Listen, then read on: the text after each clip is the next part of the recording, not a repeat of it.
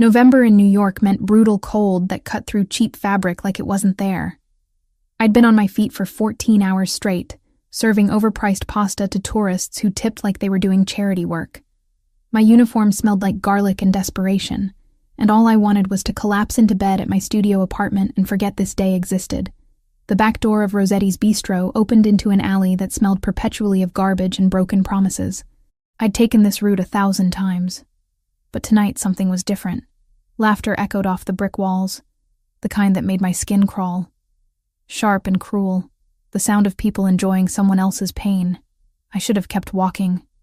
Smart people in this city knew when to mind their business. I'd never been accused of being particularly smart. 3 teenage boys had surrounded someone smaller, their phones held high, recording. The blue glow from their screens illuminated a child, maybe 8 or 9 years old, wearing what had probably been an expensive private school uniform before it got soaked through and streaked with mud. The kid was crying, not the loud wailing kind, but the silent, hiccuping sobs that came from pure terror. "Come on, rich boy," one of the teenagers jeered, shoving the kid toward another. "Where's your mommy and daddy now? Can't buy your way out of this one?" The child stumbled, hitting the wet pavement hard. His hands scraped across concrete, and fresh tears streamed down his face. My bags hit the ground before I'd consciously decided to move. "Hey!" My voice came out harder than I'd intended. Years of dealing with drunk customers and handsy managers packed into that single syllable. Back the hell away from him. The 3 boys turned, and I got my first good look at them. 17, maybe 18, wearing designer sneakers and jackets that probably cost more than my monthly rent. Rich kids slumming it, looking for entertainment. "This doesn't concern you, lady," the tallest one said. But his voice wavered. Good. He should be scared. I pulled out my phone, angling it at them. "Really? Because it looks like you're assaulting a child and posting it online. That's funny because I can see your faces really clearly. And look at that. Your friend there has a varsity jacket with a name on it. St. Augustine Preparatory. How helpful." The kid with the jacket, Marcus, according to the embroidery, went pale. "We were just messing around." "Messing around?" I moved between them and the crying child.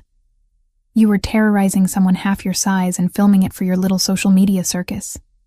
Here's what's going to happen. You're going to delete those videos, you're going to give me your names, and then you're going to disappear before I decide whether involving the cops is worth my time."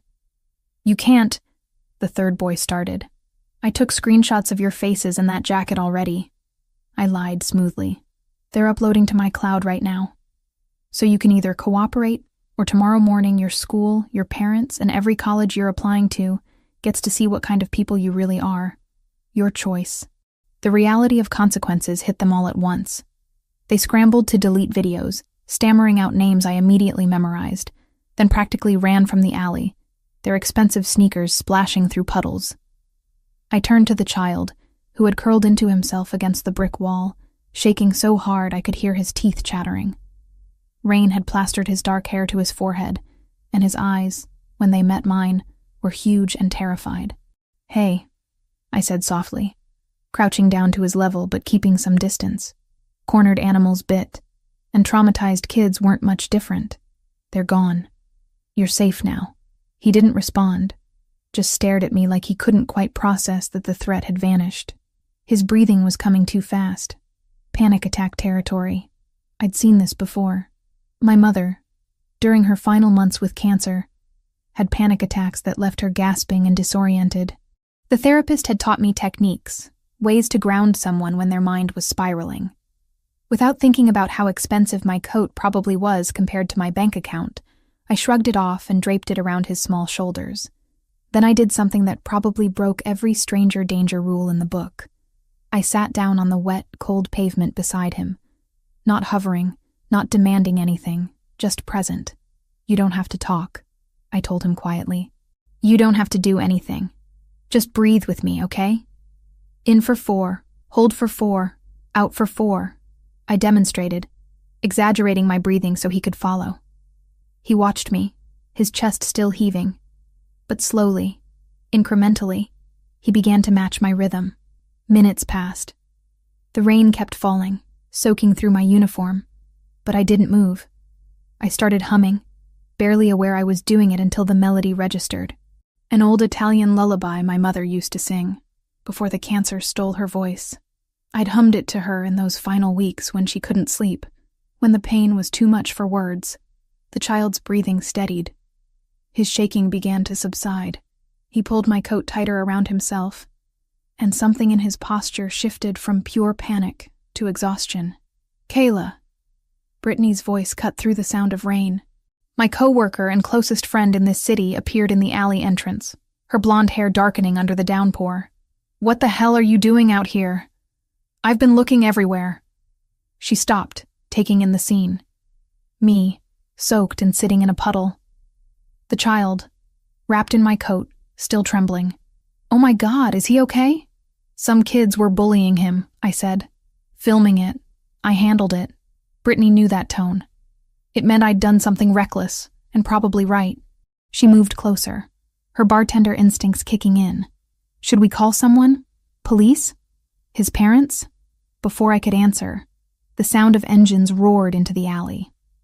3 black SUVs, the kind with windows tinted so dark they looked like they absorbed light, screeched to a halt at the alley entrance, blocking any exit. "Kayla," Brittany whispered urgently, grabbing my arm. "We need to go. Now." But it was too late for that. Doors flew open, and men poured out.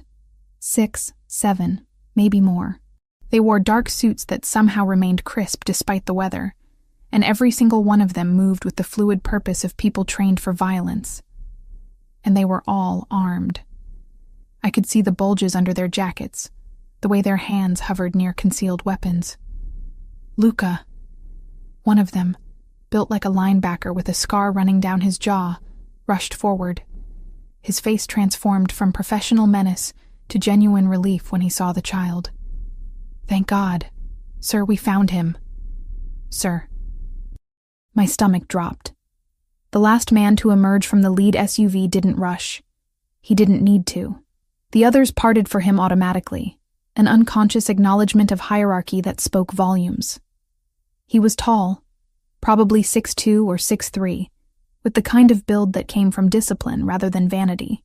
Dark hair swept back from a face that belonged on Roman coins, all sharp angles and aristocratic features. His suit was charcoal gray, perfectly tailored, probably worth more than every piece of clothing I'd ever owned combined. But it was his eyes that held me frozen, dark, almost black, and currently locked onto me with an intensity that made breathing difficult. Those eyes swept over me, cataloging every detail. My soaked uniform, my position on the ground beside his son, the protective way I'd angled myself between the child and potential threats. "Luca," he said, and his voice carried the kind of authority that made powerful men nervous. "Come here." The boy, Luca, scrambled up and ran to him. The man caught him, lifting him easily despite the mud and rain, holding him close in a way that softened every harsh line of his face. "Papa, she helped me," Luca managed, his voice rough from crying. "The boys, they were—" "I know." "Shh, it's okay now." The man's hand cupped the back of Luca's head, protective and gentle. Then his gaze returned to me, and the gentleness evaporated. "Who are you?" I stood slowly, very aware of the armed men watching my every move. Brittany had gone rigid beside me, her hand still gripping my arm like a lifeline. "Nobody," I said. "Just someone who doesn't like seeing kids get hurt." "Nobody?" He repeated the word like he was tasting it, finding it wanting. "You intervened when multiple assailants were attacking my son. You stayed with him until we arrived. That's not nobody." The way he said my son carried weight. Possession, yes, but also warning. This child was his, and anyone who touched Luca, for good or ill, became his concern. One of the men stepped forward, the same one who'd called out first. "Sir, should we—" "Get Luca to the car. Dry clothes. Call Dr. Reeves. Have her meet us at home." The man's orders were crisp, automatic. Then to Luca, "Go with Marco. I need to speak with this woman." "But Papa—" "Now, Luca." The boy went, but kept looking back at me. Marco, the linebacker, wrapped Luca in a jacket and guided him toward the middle SUV, speaking in low, soothing tones, which left me facing the man who terrified everyone around him, while Brittany's fingernails dug into my arm hard enough to bruise. "My name is Anthony Ferraro," he said, and I watched recognition flicker across Brittany's face. She knew that name. Whatever it meant, it wasn't good. "You helped my son when he was in danger. That creates a debt." "There's no debt," I said quickly. Any decent person would have done the same thing, but they didn't. His gaze flicked toward the restaurant, the busy street beyond. How many people walked past this alley tonight? How many heard him crying and kept going? He had a point, but accepting that meant accepting whatever came next. "Look, I'm glad he's safe. That's all that matters. I should get home." "Your name," Anthony Ferraro said. Not a request. Every survival instinct screamed at me to lie, to give a fake name and disappear into the city's anonymity, but I'd already been seen by a dozen armed men. My co-worker stood beside me. I worked at a restaurant 50 feet away. The time for anonymity had passed the moment I'd opened my mouth in this alley. "Kayla Grant. Kayla Grant," he repeated, and somehow hearing my name in his voice made it sound different. Significant. "How long have you worked at Rossetti's?" 3 years. Confusion mixed with my fear. Why does that matter? Everything matters. He pulled out his phone, typed something quickly. One of his men approached, whispered in his ear. Anthony nodded once. "You're 26. You work doubles 4 nights a week. You're paying off medical debt from your mother's cancer treatment. You live alone in Queens." Ice flooded my veins. "How the hell do you know that?" "I make it my business to know about people who interact with my son. No apology, no shame." He'd investigated me in the span of minutes. "You could have called the police. Instead, you personally confronted 3 teenagers and sat in the rain with a traumatized child. Why?" "Because he needed someone," I said, anger finally overriding fear. "And I'm not going to apologize for basic human decency." For the first time, his expression shifted. Not quite a smile, but something in his eyes warmed fractionally. "No apology necessary. As I said, you've created a debt. I always repay what I owe. I don't want—" "You'll hear from me soon, Miss Grant."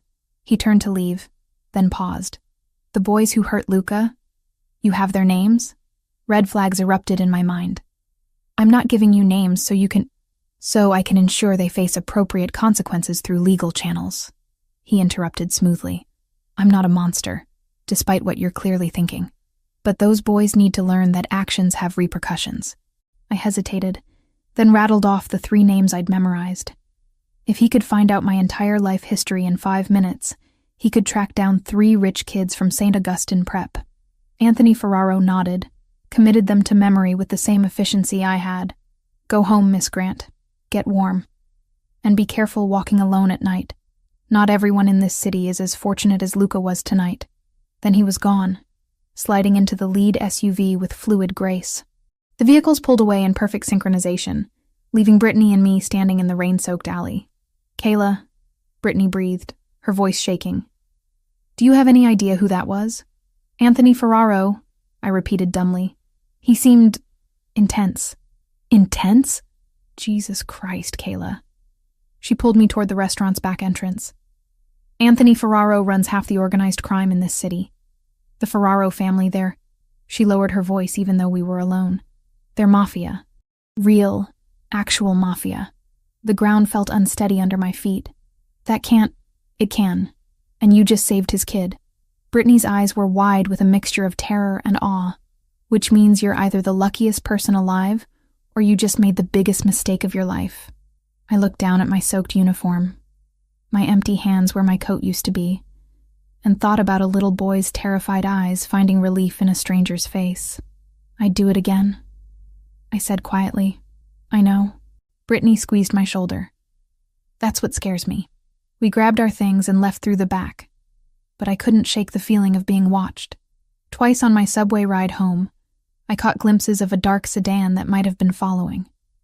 My apartment building's usual shadows felt heavier, populated with threats I couldn't see but knew were there.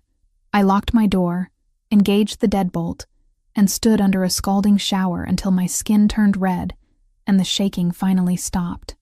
Anthony Ferraro's words echoed in my mind. You'll hear from me soon. I'd lived in New York for 3 years, perfecting the art of being invisible. Working my shifts, paying my debts, keeping my head down, and my life small and safe. In one impulsive act of decency, I'd put myself on the radar of a man who commanded fear with just his presence. As I lay in bed, exhaustion pulling me under, I couldn't decide if I'd saved Luca Ferraro tonight, or if I'd been the one who needed saving all along. Tuesday morning started with the realization that I hadn't imagined any of it. The black sedan was still parked across from my building, same position it had held since I'd gotten home the night before. A different driver sat behind the wheel, but the message was identical. We're watching you. Brittany called before my alarm even went off. Please tell me you're alive. Alive and thoroughly creeped out, I said, peering through my window blinds at the car below. There's someone watching my apartment. Of course there is. She sounded exhausted, like she hadn't slept either. Kayla, I spent half the night researching Anthony Ferraro. The things this man is connected to. I don't want to know, I interrupted, because that felt safer somehow. Ignorance as protection. I helped his kid. That's it. This will blow over.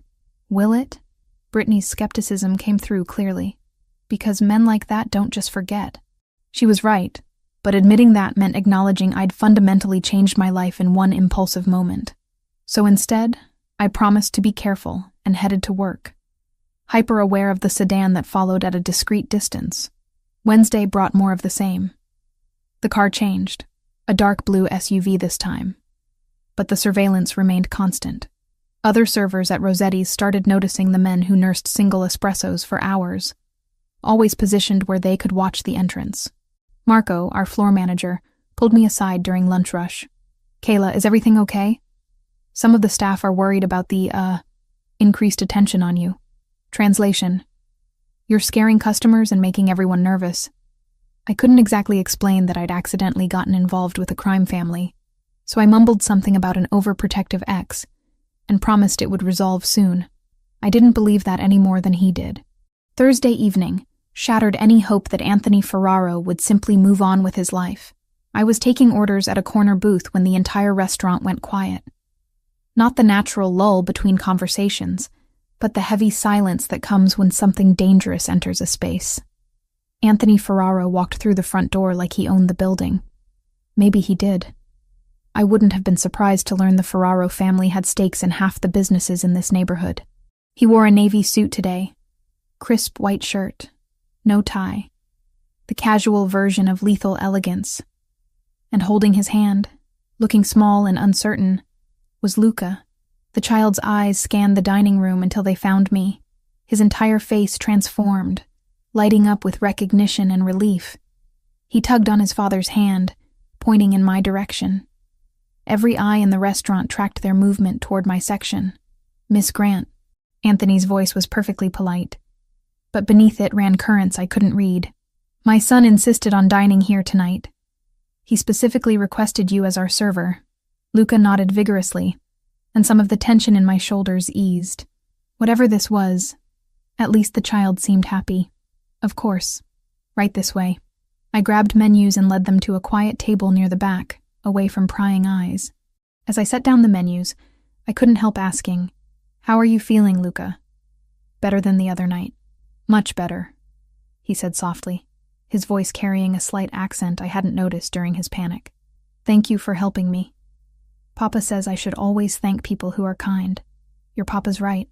I smiled at him, then glanced at Anthony, who was watching this interaction with laser focus. "Can I start you with drinks?"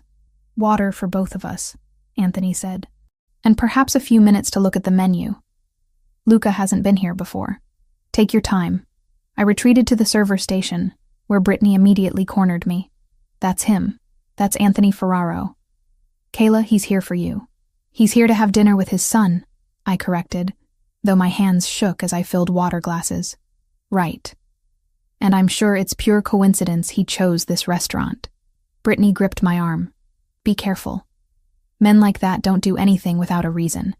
I delivered the water and took their orders. Chicken parmesan for Luca, grilled salmon for Anthony. Throughout the meal, I maintained professional distance, checking in at appropriate intervals without lingering. But I noticed things. The way Anthony cut Luca's chicken into smaller pieces without being asked.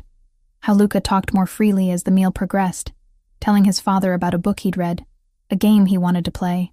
This wasn't the cold crime boss from the alley. This was a father making time for his child. When I brought dessert, tiramisu they'd agreed to share, Luca launched into an animated description of his insect collection.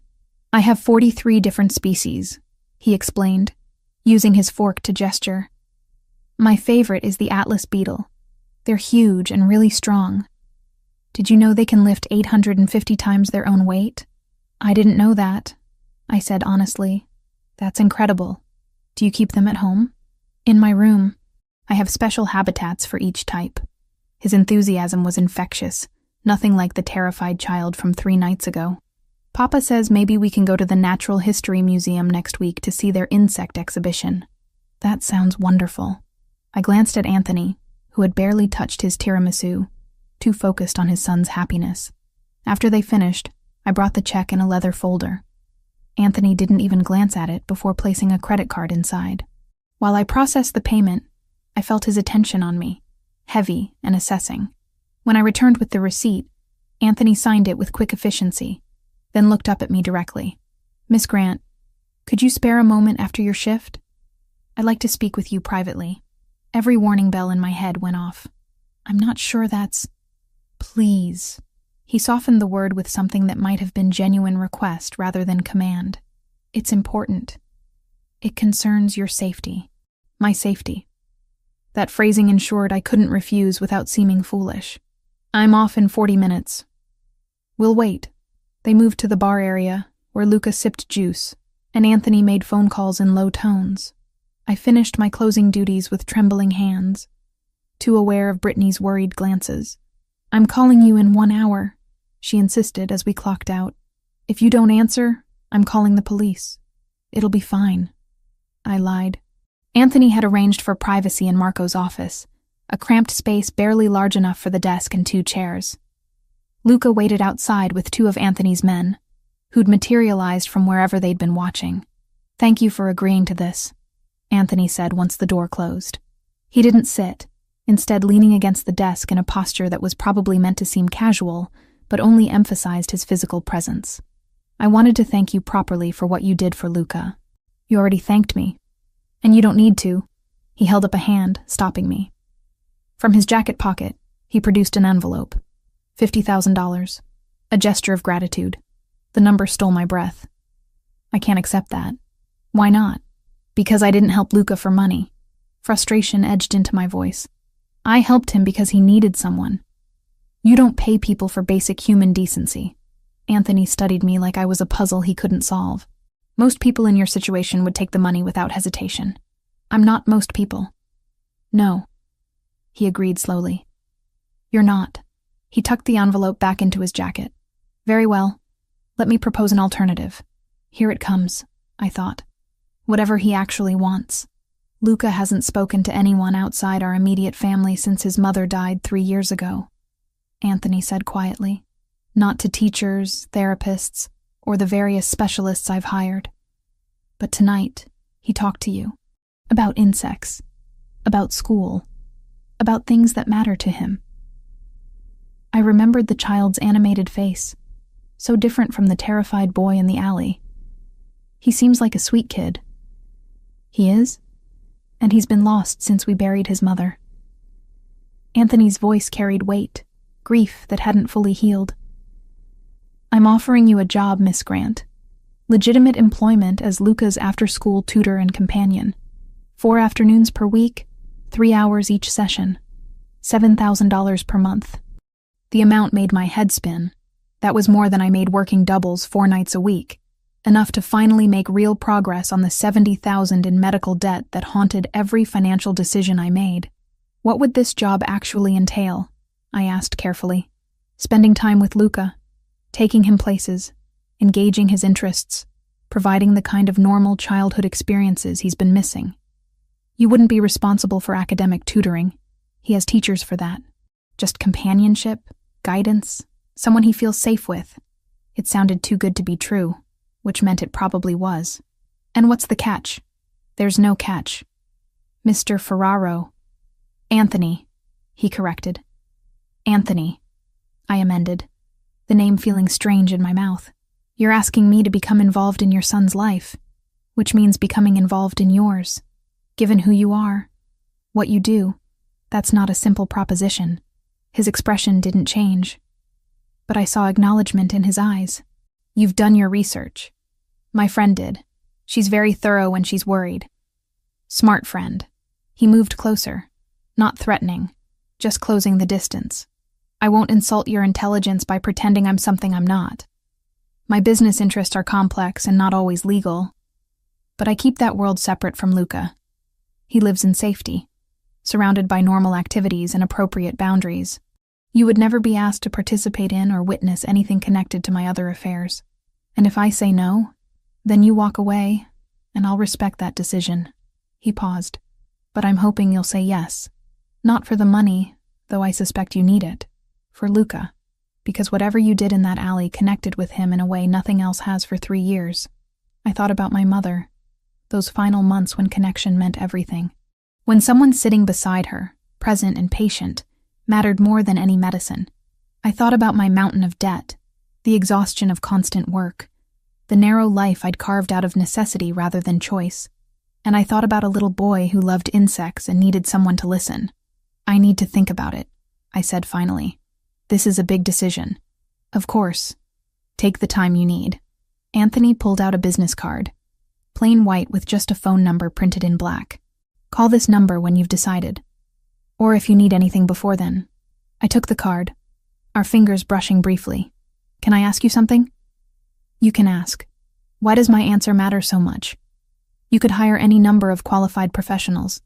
I could, he agreed. But Luca didn't respond to any of them. He responded to you. And I've learned not to question what works when it comes to my son's well-being. That night, I sat in my tiny apartment with Brittany, the business card on the table between us like a loaded gun. $7,000 a month, she said for the 3rd time.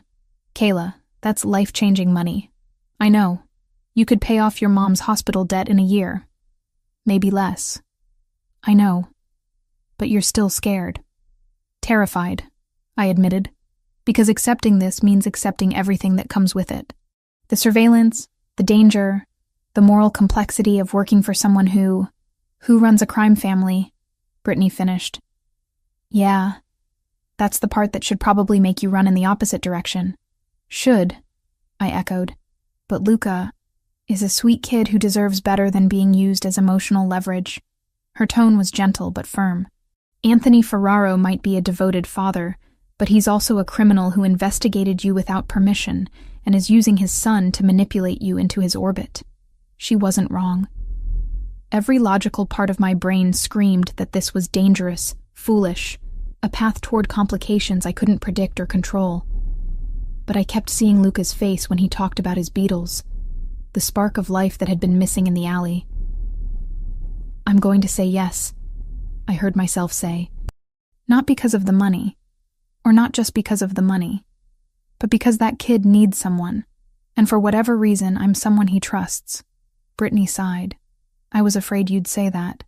You think I'm making a mistake. I think you're making a choice with consequences we can't predict. She squeezed my hand. But I also know you, and you've never been able to walk away from someone who needs help. Just promise me you'll be careful. And if things get weird or dangerous, I'll leave, I promised. I'm not sacrificing my safety or ethics for any amount of money. On Sunday afternoon, I called the number on Anthony's card. He answered on the 2nd ring. Miss Grant, I'll do it, I said before I could second-guess myself. I'll work with Luca. But I have conditions. I'm listening. Total transparency about expectations. Clear boundaries around what I will and won't be exposed to. And I want everything in writing. Employment contract, terms, all of it legal and documented. Agreed. He didn't hesitate. Can you start Monday? That soon? Luca has been asking about you every day since dinner. The sooner you begin, the better. Something in his voice, a thread of vulnerability beneath the confidence, made my next question easier. He really hasn't talked to anyone else? Not like he talks to you. A pause. Thank you, Miss Grant, for giving him this chance. Monday afternoon, a car arrived at my apartment exactly at 2 p.m. Not one of the surveillance vehicles, but a sleek town car with a professional driver who introduced himself as James. The drive to the Ferraro residence took 40 minutes, moving from my neighborhood of crowded buildings and narrow streets into an area where trees lined the roads and houses hid behind gates. The Ferraro home wasn't the gaudy mansion I'd half expected. It was a large brownstone, elegant and understated, with flower boxes in the windows and a small garden visible from the street. Wealth that didn't need to announce itself. Luca met me at the door, practically vibrating with excitement. You came. Papa said you would, but I wasn't sure. I promised, didn't I? I smiled at his enthusiasm. So, are you going to show me this famous insect collection? His face lit up completely. Yes. Come on, it's in my room. I added 2 new specimens this week. He grabbed my hand and pulled me through a house that was beautifully decorated, but felt oddly empty despite its size.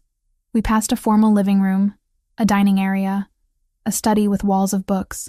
Everything pristine and perfect and somehow lonely. Luca's room was different. Here was life and chaos and personality.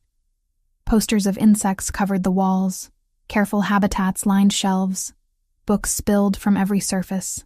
He showed me each specimen with reverence, explaining their characteristics, habitats, behaviors. I sat on his floor and listened, asking questions, letting him teach me. And somewhere in that first hour, something settled inside me. Maybe this was the right decision.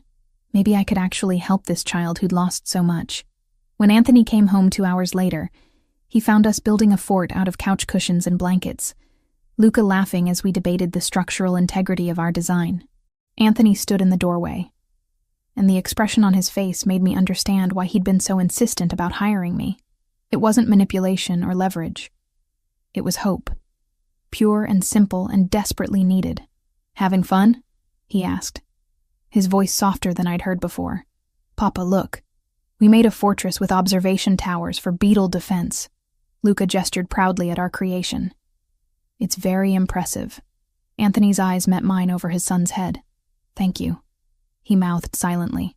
I nodded, accepting the gratitude and everything it implied. This was just the beginning, I knew. Whatever I'd stepped into would become more complicated, more entwined with Anthony Ferraro's dangerous world. But watching Luca's pure joy, seeing a father's relief, I couldn't bring myself to regret the decision. Not yet, anyway. 3 weeks passed in a rhythm I hadn't expected to find comforting. Monday, Tuesday, Thursday, and Friday afternoons belonged to Luca. And despite my initial nervousness about working for Anthony Ferraro, the actual job felt remarkably normal. We'd spend hours talking about beetles and spiders, building elaborate habitats, or reading books about entomology that Luca had accumulated in alarming quantities. But normal only stretched so far when armed men followed us everywhere. I want to take Luca to the Natural History Museum, I told Anthony one evening as he returned home early, something that was happening with increasing frequency. They have an insect exhibition he's been talking about nonstop. Anthony's jaw tightened. Public spaces are complicated. He's 8 years old. He needs experiences beyond this house. I kept my voice level, but firm. You hired me to give him normalcy. That means actually going places where normal kids go. He studied me for a long moment, and I could see the war playing out behind his eyes. Father versus crime boss, safety versus childhood, protection versus prison, discreet security, he finally said. They'll maintain distance, but they'll be present, as long as Luca doesn't notice them. He won't. True to Anthony's word, when we visited the museum that Saturday, I spotted the security immediately. 2 men in casual clothes who never quite looked at the exhibits, always positioning themselves with clear sightlines. But Luca remained oblivious, too absorbed in displays of giant beetles and preserved butterfly collections to notice his shadows. We stood in front of an Atlas beetle specimen, Luca practically vibrating with excitement. Look at those horns. In the wild, males use them to fight for territory and mates. They can flip other beetles right over. They're impressive. I agreed, watching his face light up in a way that still felt miraculous after weeks of witnessing his transformation. Do you think you'd ever want to see them in their natural habitat? Southeast Asia, right? Papa says maybe when I'm older. His expression dimmed slightly. Mama always wanted to travel more. She had this list of places. But then, he stopped, the sentence hanging unfinished. We moved to a quieter corner near the aquatic insects display. Luca sat on a bench, suddenly smaller than his 8 years. My mom had lists too, I said softly, sitting beside him. Things she wanted to do after she got better. Places to visit, recipes to try, grandchildren she wanted to meet someday. I swallowed past the tightness in my throat. She had cancer. Fought it for 2 years before she died 6 months ago. Luca looked up at me, recognition in his eyes. Not pity, but understanding. Does it still hurt? Missing her? Every day. But it's different now. In the beginning, the pain was so big I couldn't see around it. Now it's more like I searched for words an 8-year-old would grasp. Like a stone in my pocket, always there, always heavy. But I've learned to carry it. Mama died in a car accident. His voice dropped to barely a whisper. I was there, in the back seat. The other car ran a red light and hit us on her side. His hands clenched in his lap.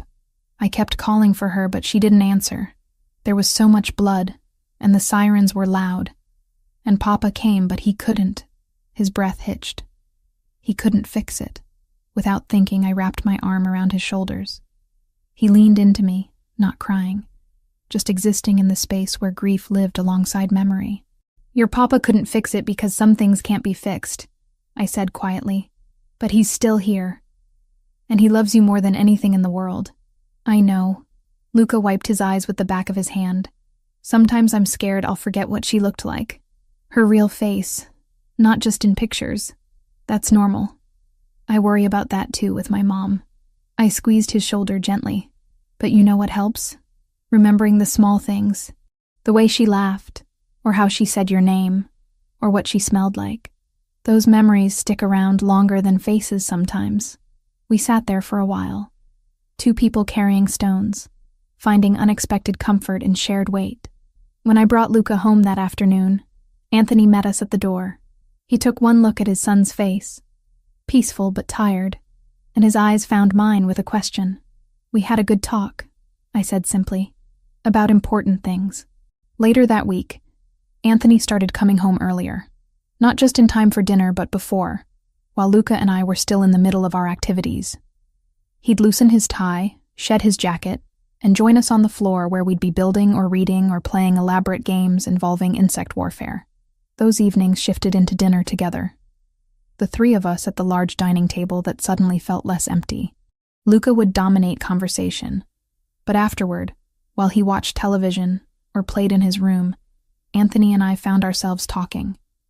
Real conversations, not the careful small talk of employer and employee.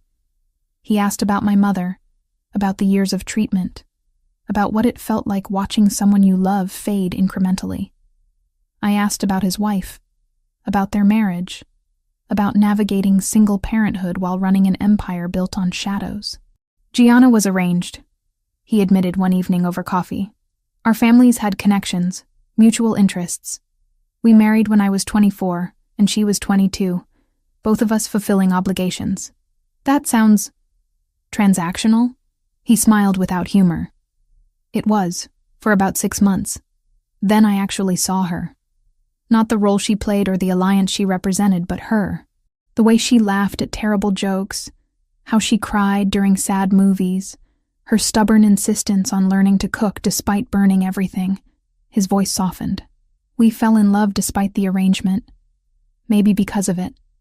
No pretense, no games. Just 2 people trapped in the same life deciding to make it bearable together. She sounds wonderful. She was. And I failed her. The words came out flat, heavy with old guilt. I should have protected her better. Should have had more security. Should have predicted the future. I interrupted gently. Should have known a driver would run a red light at that exact moment. Anthony, you can't control everything, no matter how much power you have. His dark eyes met mine, and something cracked in his expression. I've spent 3 years trying to accept that. Most days I still can't. I maintained my shifts at Rossetti's 3 evenings a week. needing the connection to life outside the Ferraro bubble. Brittany would corner me during breaks, demanding updates with the intensity of someone watching a friend walk a tightrope. "You're falling for him," she said one night, accusation and concern mixed in equal measure. "I'm not. Kayla, I've known you for 3 years. You get this look when you talk about him, about their dinners together, about the conversations." She gripped my arm. "He's a crime boss. A actual, literal criminal. You can't just forget that because he's a good father and has sad eyes. I know what he is." But even as I said it, I wondered if I really did. The Anthony I saw with Luca, the one who came home early just to spend time with his son, who listened when I talked about my mother, who looked at me sometimes like I was solving puzzles he didn't know existed, that Anthony didn't match the monster Brittany's research had painted. "Just be careful," she pleaded. "Please, because I don't think you can walk away from this without getting hurt." The art studio revelation came on a Thursday night, 3 weeks and 4 days after I'd started working for Anthony. Luca had fallen asleep early, exhausted from a day at the botanical gardens. I'd been gathering my things to leave when Anthony appeared in the hallway. "Can I show you something?" His voice carried an uncertainty I'd never heard before. I followed him upstairs to a locked door I'd passed dozens of times without questioning. He produced a key from his pocket, fingers trembling slightly as he unlocked it. The room beyond was flooded with late evening light from large windows. Canvases covered the walls and stood propped against every surface. Paintings in various stages of completion. Landscapes, portraits, abstract pieces bursting with color. Paints and brushes remained arranged on a work table, waiting for an artist who would never return. "This was Gianna's," Anthony said, his voice thick. "Her studio. I haven't let anyone in here since—" He stopped, composing himself. "Since the funeral." I moved carefully through the space, examining paintings that revealed a talented hand and vibrant imagination. A portrait of young Luca, maybe 5 years old, caught my attention. The love in every brushstroke was palpable. She was gifted. She was everything. Anthony stood in the center of the room, looking lost. We met at an art gallery in Milan. She was there studying Renaissance techniques. I was there for a business meeting that happened to be held in the same building. She literally ran into me coming around a corner, spilled her coffee all over my suit. Despite the grief permeating the room, he smiled at the memory. The marriage was arranged 3 months later, but I'd already decided I wanted her. Spent those months figuring out how to make her want me back. He touched the edge of a canvas gently. She painted our entire courtship. Every date, every conversation, every moment that mattered. These walls are our history. I understood then what being invited here meant. This wasn't just a studio. It was a shrine, a testament, a place where grief lived in concentrated form. I should have protected her better, he said again, the guilt ever present. Should have known that car was stolen. Should have had better intelligence on threats in that area. Should have... Anthony. I moved closer, drawn by the rawness in his voice. You're not omnipotent. You're just a man who lost someone he loved. You're allowed to have failed at the impossible. His eyes found mine, and the vulnerability there made my chest ache. I don't know how to stop feeling responsible. Maybe you don't. Maybe that guilt becomes another stone you carry. And I thought of Luca on the museum bench, of my own grief still fresh and heavy. But you can't let it crush you. Luca needs you present, not drowning in what-ifs. We stood there, surrounded by a dead woman's dreams, and something shifted between us. Some acknowledgement that we'd both been touched by loss. Both carried weight we couldn't put down. My hand found his where it rested on a table edge. Just contact. Just connection. He didn't pull away. His fingers curled around mine, warm and solid and alive. Minutes passed. The light faded further, casting the studio in blue shadows.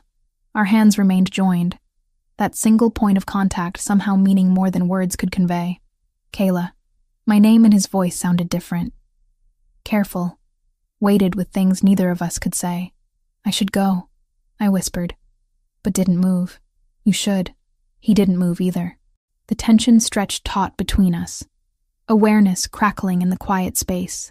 I became hyper-conscious of everything.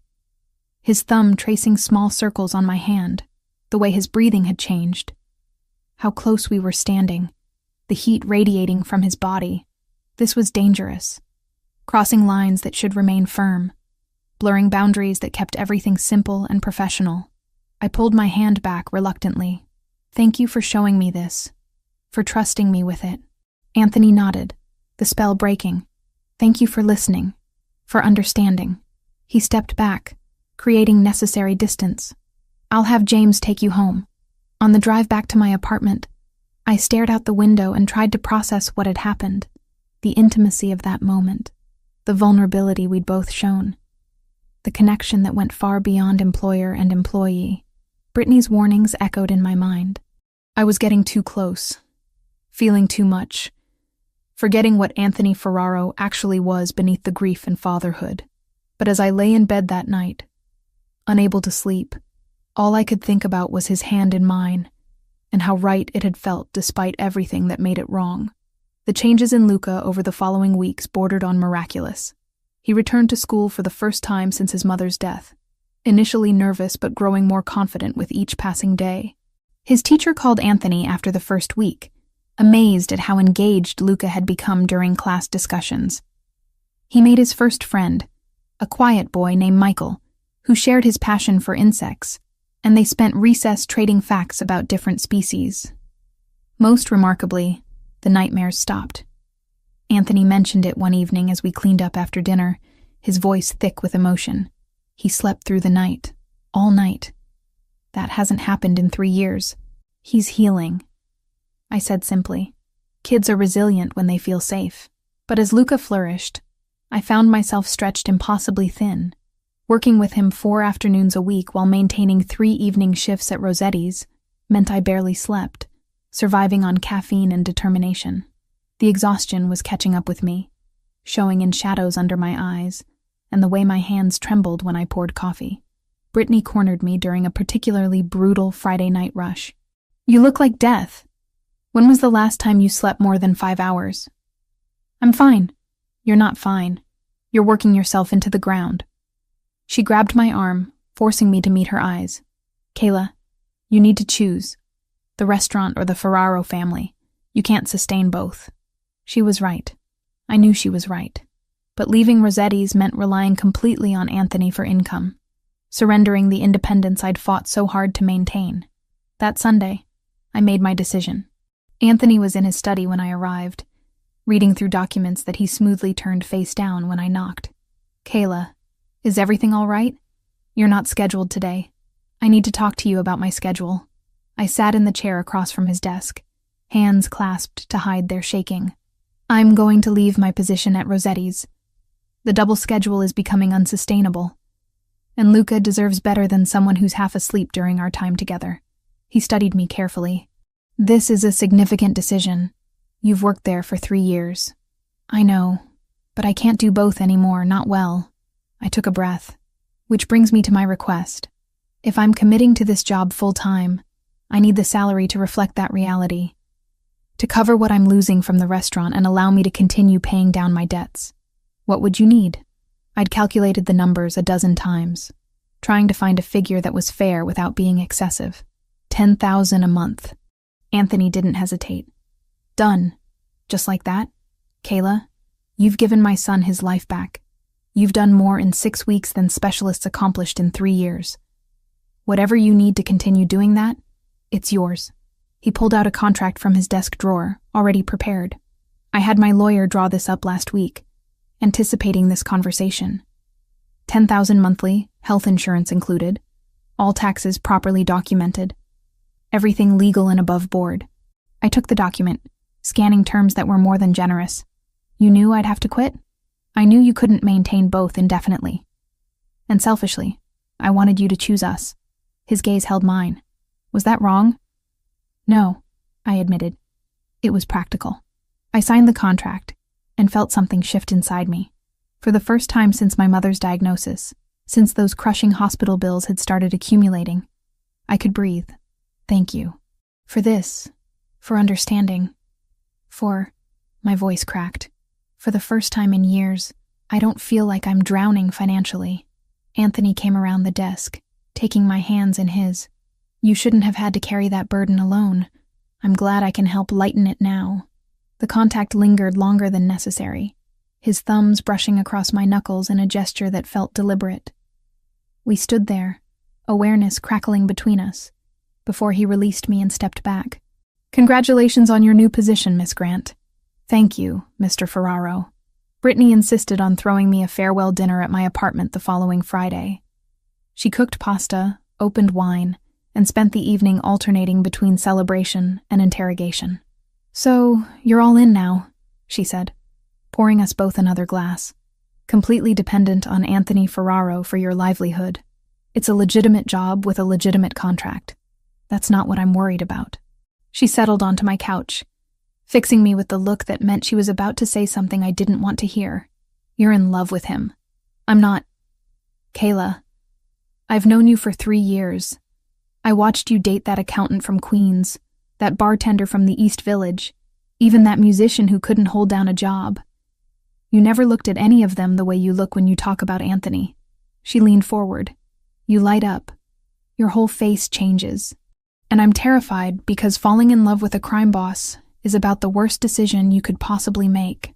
I wanted to deny it, to insist she was wrong. But sitting there in my small apartment with my best friend, who'd never been anything but honest with me, I couldn't lie.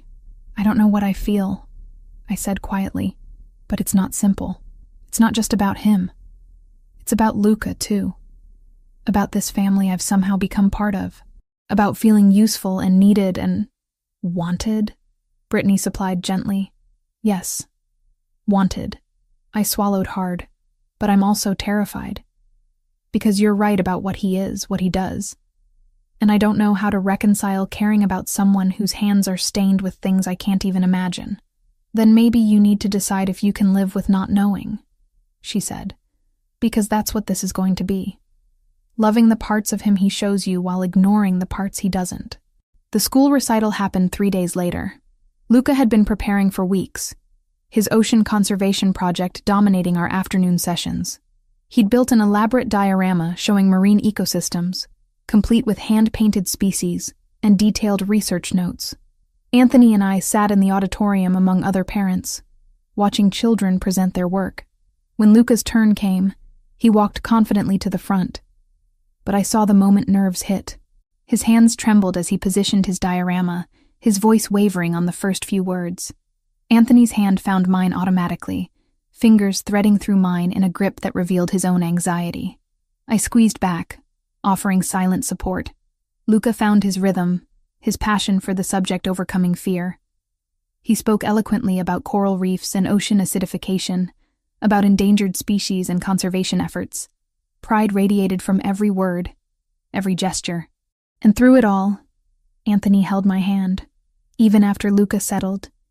Even when the presentation ended to enthusiastic applause, he didn't let go. We sat there in the dimly lit auditorium, hands joined in full view of other parents, claiming something we hadn't acknowledged aloud. Neither of us mentioned it afterward. Not in the car ride home, not during dinner, not when Luca went to bed early, exhausted from his big day, but the awareness remained, humming beneath every interaction. The small moments accumulated like drops of water eventually carving stone. Anthony teaching me about Italian wine one evening, our fingers brushing as he handed me a glass, the contact sending electricity up my arm. Me straightening his tie before an important meeting, my hands lingering on the silk, feeling his pulse quicken under my touch. Glances held too long across the dinner table, conversations that meant more than their surface words suggested. We circled each other like planets locked in gravity's pull, unable to collide, but impossible to separate. The turning point came on a Thursday evening. Luca had been unusually quiet during dinner, pushing food around his plate instead of eating. "What's on your mind, buddy?" I asked. He looked between Anthony and me, then asked with the devastating honesty of children, "Can Kayla be my new mom?" The silence that followed was deafening. Anthony went completely still, his wine glass frozen halfway to his lips. I felt heat flood my face, mortification, and something else. Something dangerously close to hope. "Luca," Anthony started, but the boy interrupted. "I know she's not actually my mom, and I know Mama can't come back, But Kayla is here, and she cares about me.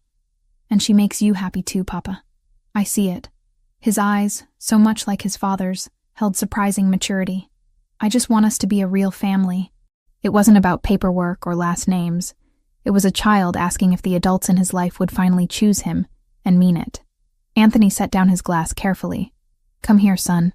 Luca climbed into his father's lap, and I watched Anthony gather his thoughts, choosing words with visible care. There are different kinds of families, Anthony said gently. Some are born, connected by blood. Others are chosen, connected by love and respect. What we have here, the three of us, is already a family. Maybe not in the traditional way, but family nonetheless. But is Kayla going to stay? Luca's voice was small, afraid. Or will she leave like everyone else? My throat tightened. I'm not going anywhere, Luca. I promise. But what about when I'm older? What about when... He struggled with the concept. What about always? I looked at Anthony, finding his gaze already on me. The question hung between us, unspoken but deafening. What about always? How about we take things one day at a time? I suggested softly.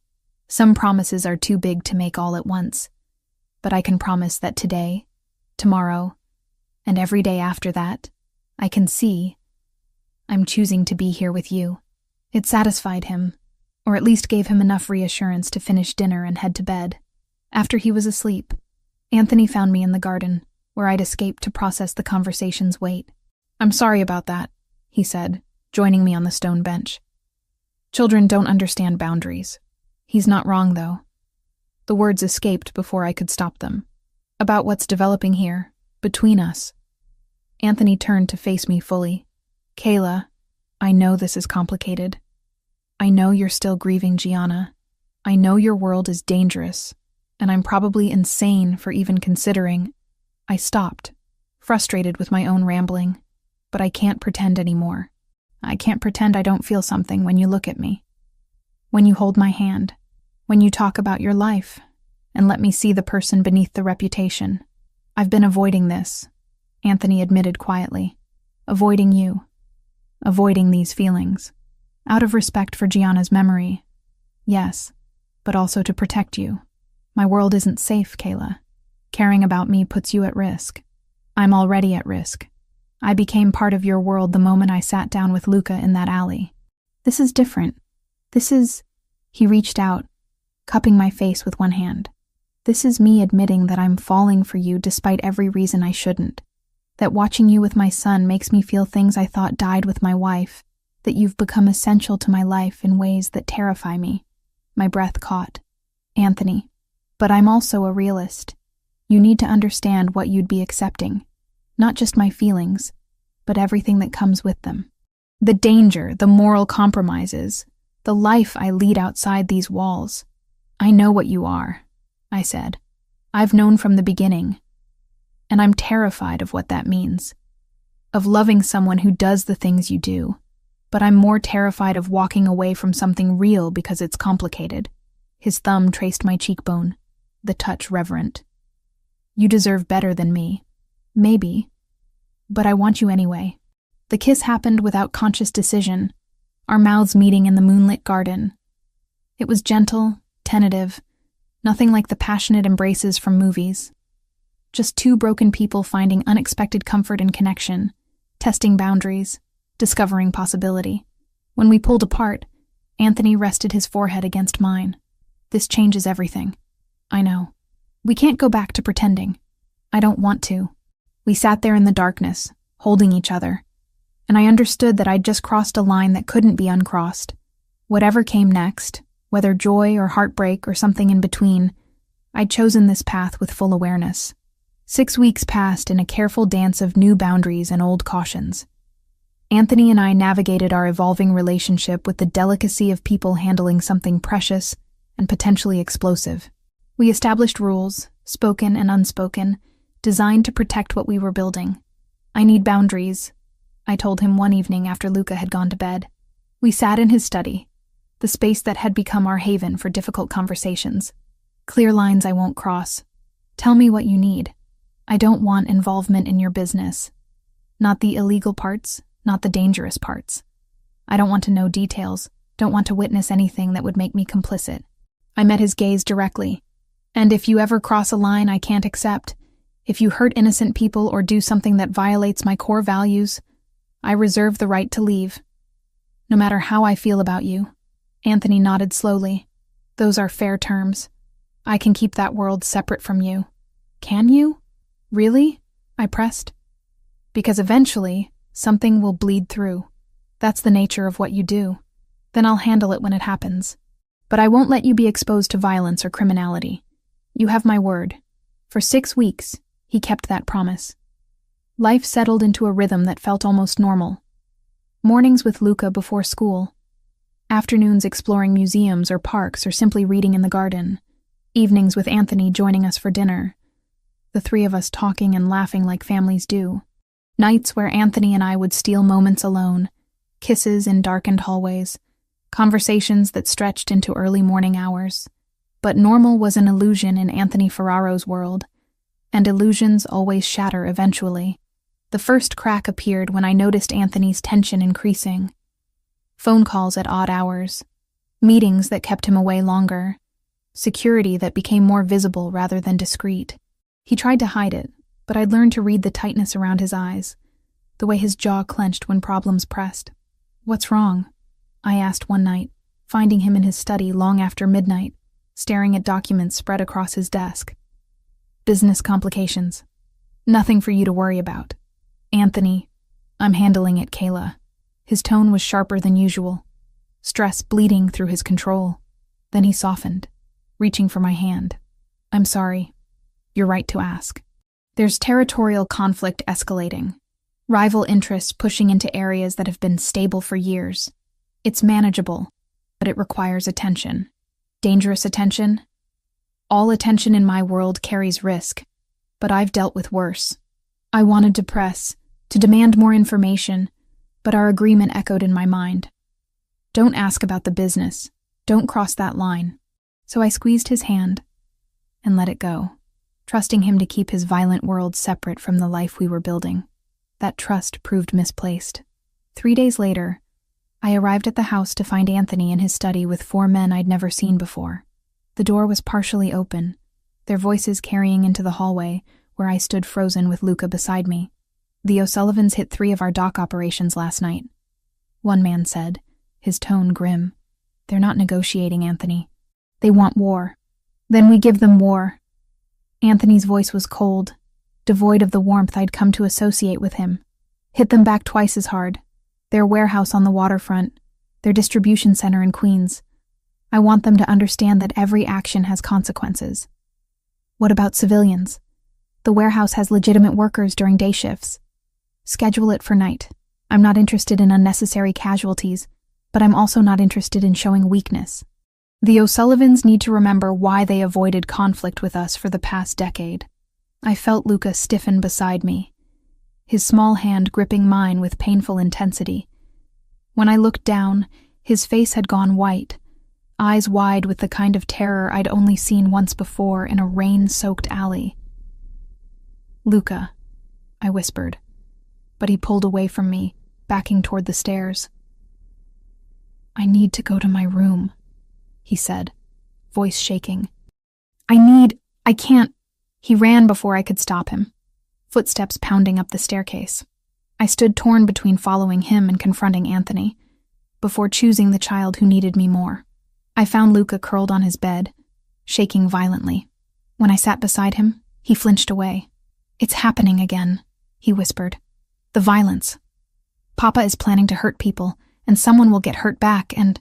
His breathing came too fast, panic attack threatening. "Mama died because of his business. The man who hit our car, he was trying to hurt Papa, but got her instead. And now it's starting again, and you'll die too, and I can't." "Luca, breathe with me." I kept my voice steady despite my own racing heart. "In for 4. Hold for 4. Out for 4. Come on. Do it with me." We breathed together until his panic subsided to manageable fear.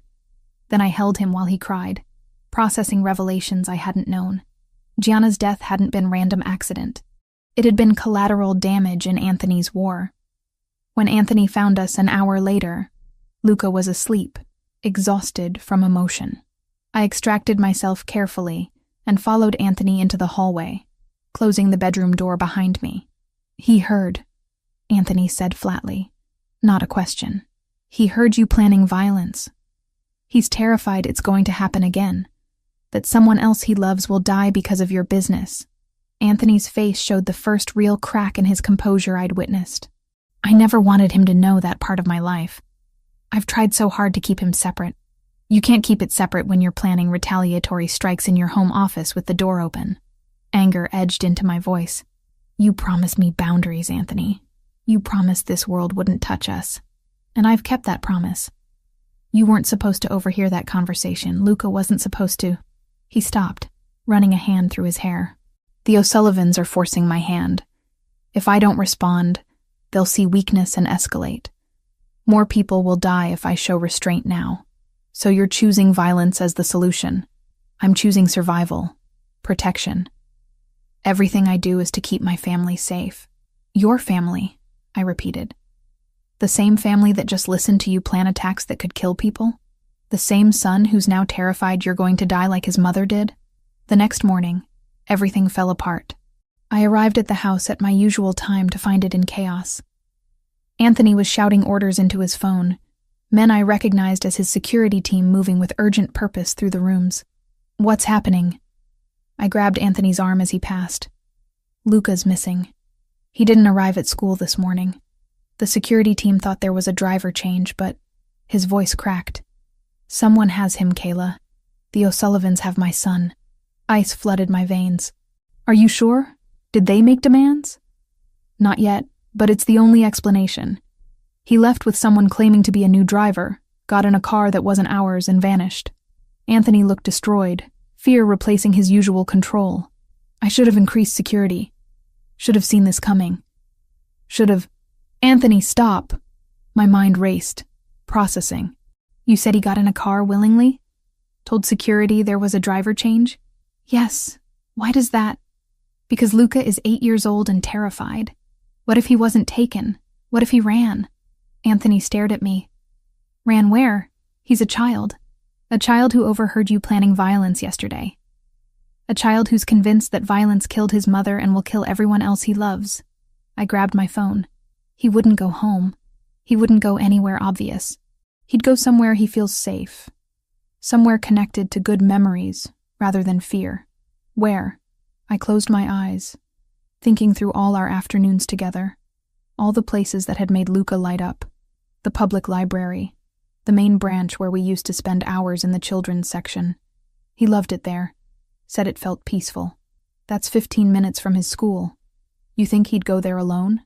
I think he's your son, which means he's smart and resourceful when he's scared. And I think he deliberately fooled your security because he needed to escape."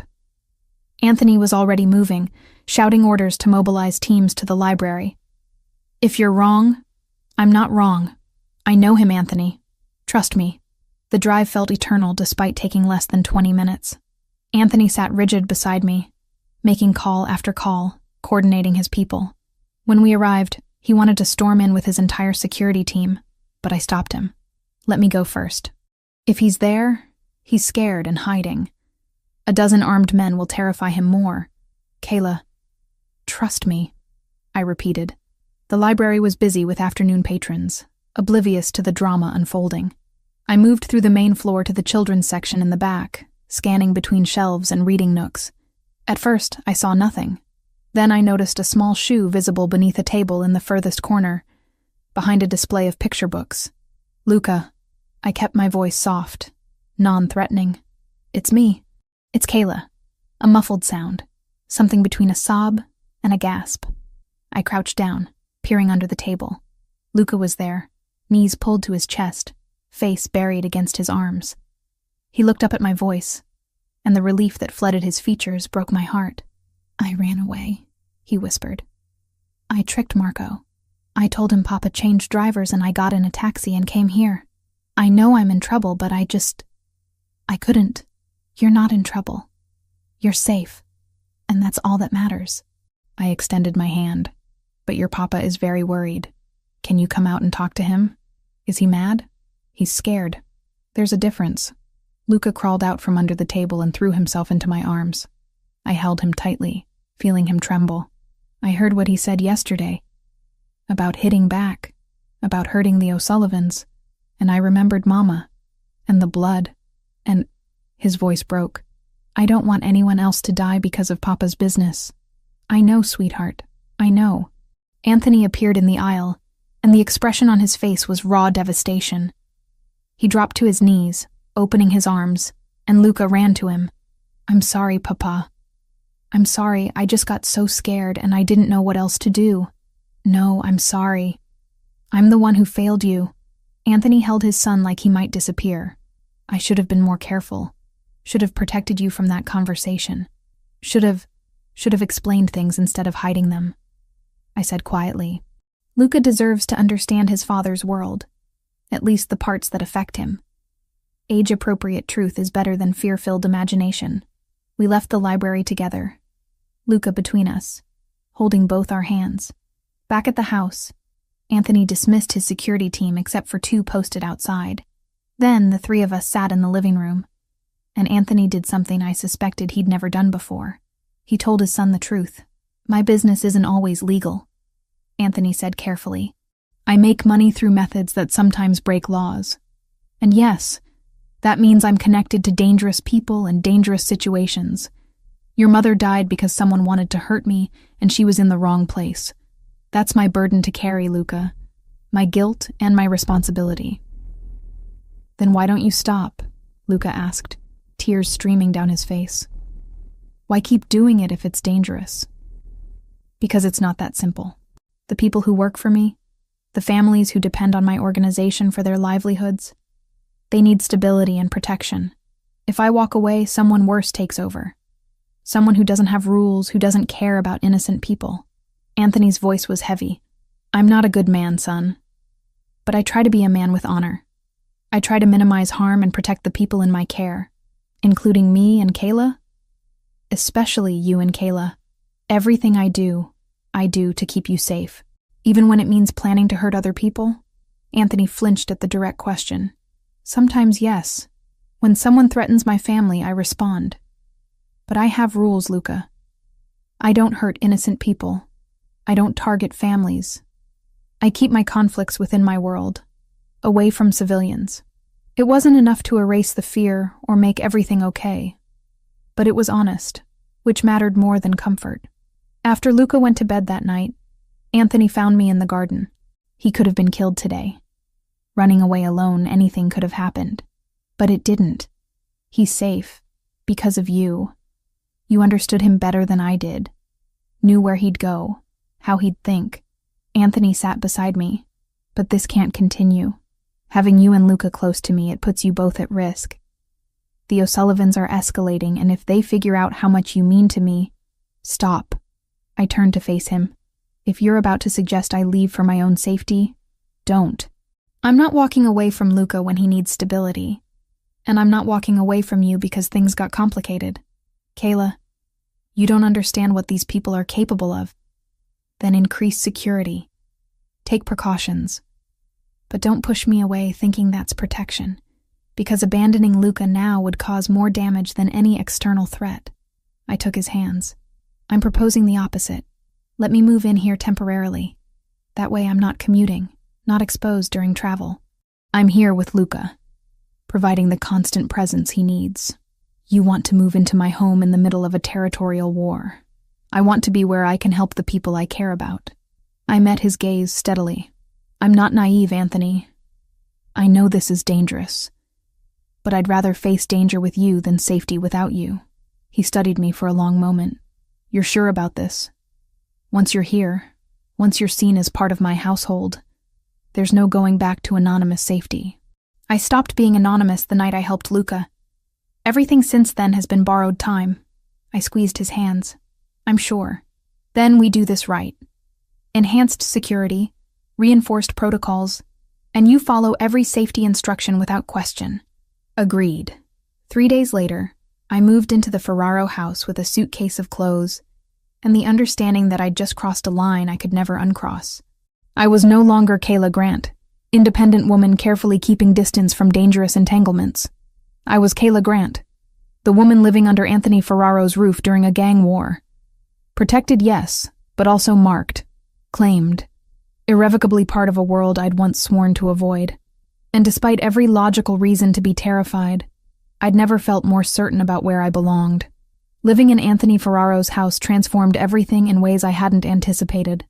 The professional boundaries that had kept us safe blurred under the weight of domestic intimacy. Small moments accumulated into something larger, more significant, impossible to ignore. Mornings became my favorite time. I'd wake to find Luca already in the kitchen, attempting to make breakfast with varying degrees of success. Anthony would join us still half asleep, hair mussed, tie not yet straightened, looking more human than the polished crime boss the world saw. We'd eat together, the three of us crowded around the island instead of the formal dining table, talking about nothing and everything. One Tuesday morning, I couldn't reach the coffee mugs on the top shelf. Before I could grab a step stool, Anthony appeared behind me, his body close as he retrieved the cup. His hand lingered at my waist, thumb tracing small circles through the thin fabric of my shirt. The contact lasted seconds too long to be casual, charged with awareness we both felt, but hadn't fully acknowledged. "Thank you," I managed, my voice steadier than I felt. Anytime. His breath was warm against my ear, and when he stepped back, the space between us felt deliberately maintained. Luca remained oblivious to the tension, chattering about a field trip to the planetarium. But I saw Anthony's eyes track me as I moved through the kitchen. Heat and want, and something deeper, more complicated. Evening brought different intimacy. The three of us would pile onto the oversized couch in the den, Luca wedged between us, watching movies until his eyes drooped. One night, he fell asleep during an animated film about ocean creatures, his head on my shoulder, feet stretched across Anthony's lap. We sat there long after the credits rolled, neither of us willing to break the moment. "He's comfortable with you," Anthony said quietly. "More than I've seen him with anyone except family. He's a special kid. You're good for him. For both of us." His hand found mine in the space between us, fingers interlacing. "I don't want to think about what our life would look like without you in it." The admission hung in the darkened room, heavy with implications neither of us was quite ready to explore fully. Brittany visited on a Saturday afternoon, her first time seeing me in the Ferraro house. I gave her a tour, watching her take in the elegant furnishings, the art on the walls, the security cameras discreetly placed in every corner. We ended up in the garden, far from listening ears. "You look happy," she said, but worry shadowed her expression. "Happier than I've seen you since before your mom got sick." "I am happy. Is that wrong?" "It's complicated." She sat on the stone bench, pulling me down beside her. "Kayla, from the outside looking in, you three look like a real family. The way Anthony looks at you, how Luca gravitates toward you, the ease you all have together. It's beautiful and terrifying in equal measure. Why terrifying? Because this isn't sustainable. Eventually, Anthony's world is going to intrude in ways you can't ignore or compartmentalize. And when that happens, you'll have to make a choice about whether you can live with the full reality of who he is." She gripped my hand. "I just need to know you're prepared for that. That you're not getting swept up in the fantasy of playing house with a dangerous man. I'm not naive, Britt. I know what he is."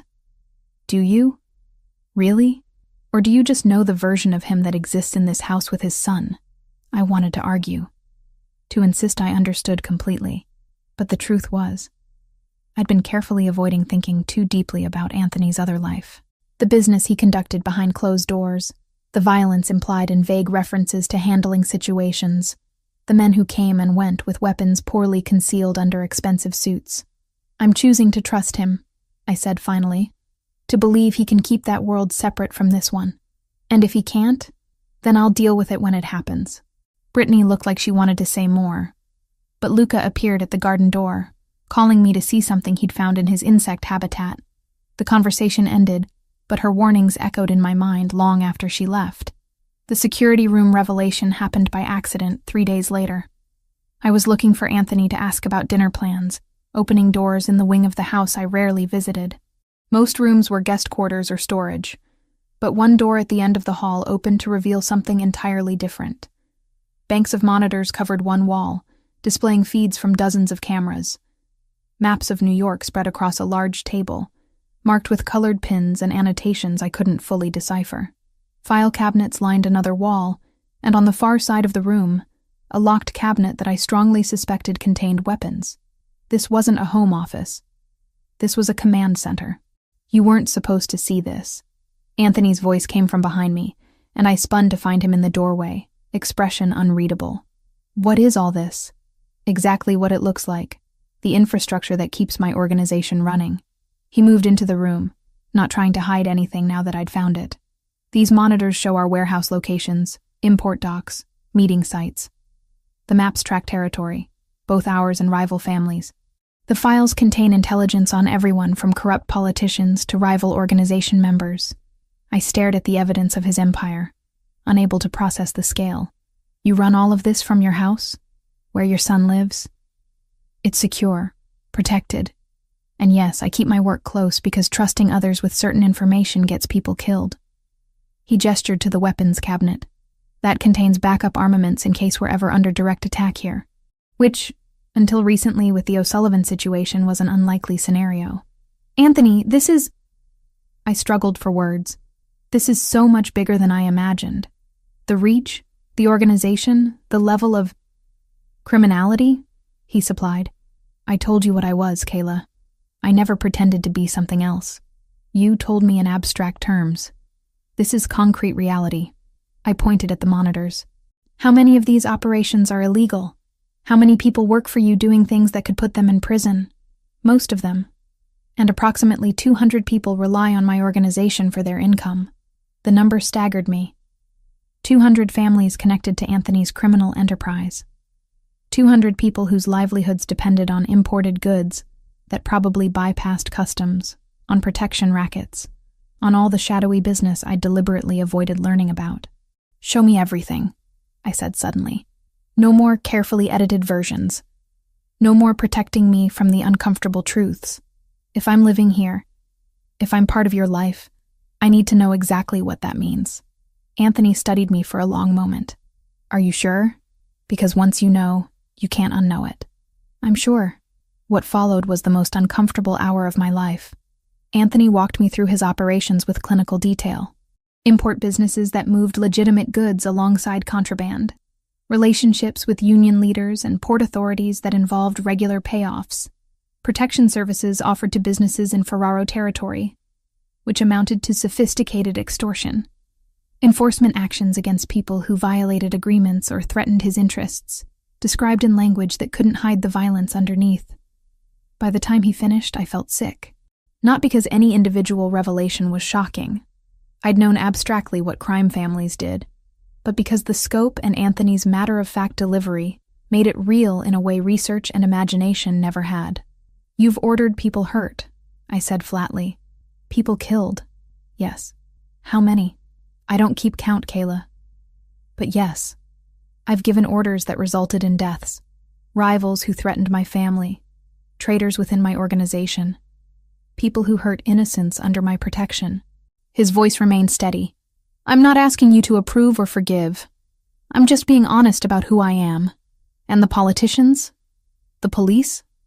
You have people on payroll who are supposed to serve the public? I have relationships with officials who understand that certain arrangements benefit everyone. They look the other way on minor infractions. I ensure crime doesn't escalate in ways that make their jobs difficult. He leaned against the table. It's a system that's existed long before me and will exist long after. I didn't create it. I just learned to operate within it.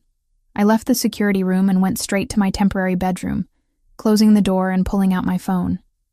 Brittany answered on the first ring. I need to talk through something, I said without preamble. And I need you to be completely honest about what you think. For 2 days, I processed. I called Brittany multiple times, working through my feelings with someone who had no stake in the outcome. I avoided Anthony except when Luca needed us both present. Unable to look at him without seeing the maps and monitors and imagining the violence they represented. Luca noticed the tension. Are you and Papa fighting? He asked during one afternoon session. We're working through some complicated adult things, I told him honestly. But it's not about you, and we're going to figure it out. You're not leaving, are you? The fear in his voice broke something in me. This child had already lost his mother. He couldn't lose another person he'd come to depend on. I'm not leaving, I promised. I just need some time to think about what staying means. On the third night, I found Anthony in his study. He looked exhausted, dark circles under his eyes suggesting he'd slept as poorly as I had. I've made a decision, I said, sitting across from him. He straightened, bracing himself. I'm listening. I'm staying. Not because I approve of what you do, and not because I'm comfortable with the reality of your business, but because walking away would hurt Luca, and because I took a breath. Because despite everything, I care about you, maybe even love you, though that terrifies me. Relief flooded his features. Kayla, but I have conditions. Non-negotiable lines that if you cross, I'm gone regardless of how I feel.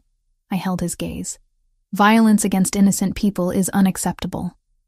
If you target civilians, hurt families, cause collateral damage to people outside your world, I can't be part of your life. And if you ever put Luca at risk through your business decisions, we're done. Those are terms I can live with, Anthony said quietly. Those are principles I already follow, actually. My business operates within our world, against people who chose this life. I don't target innocents.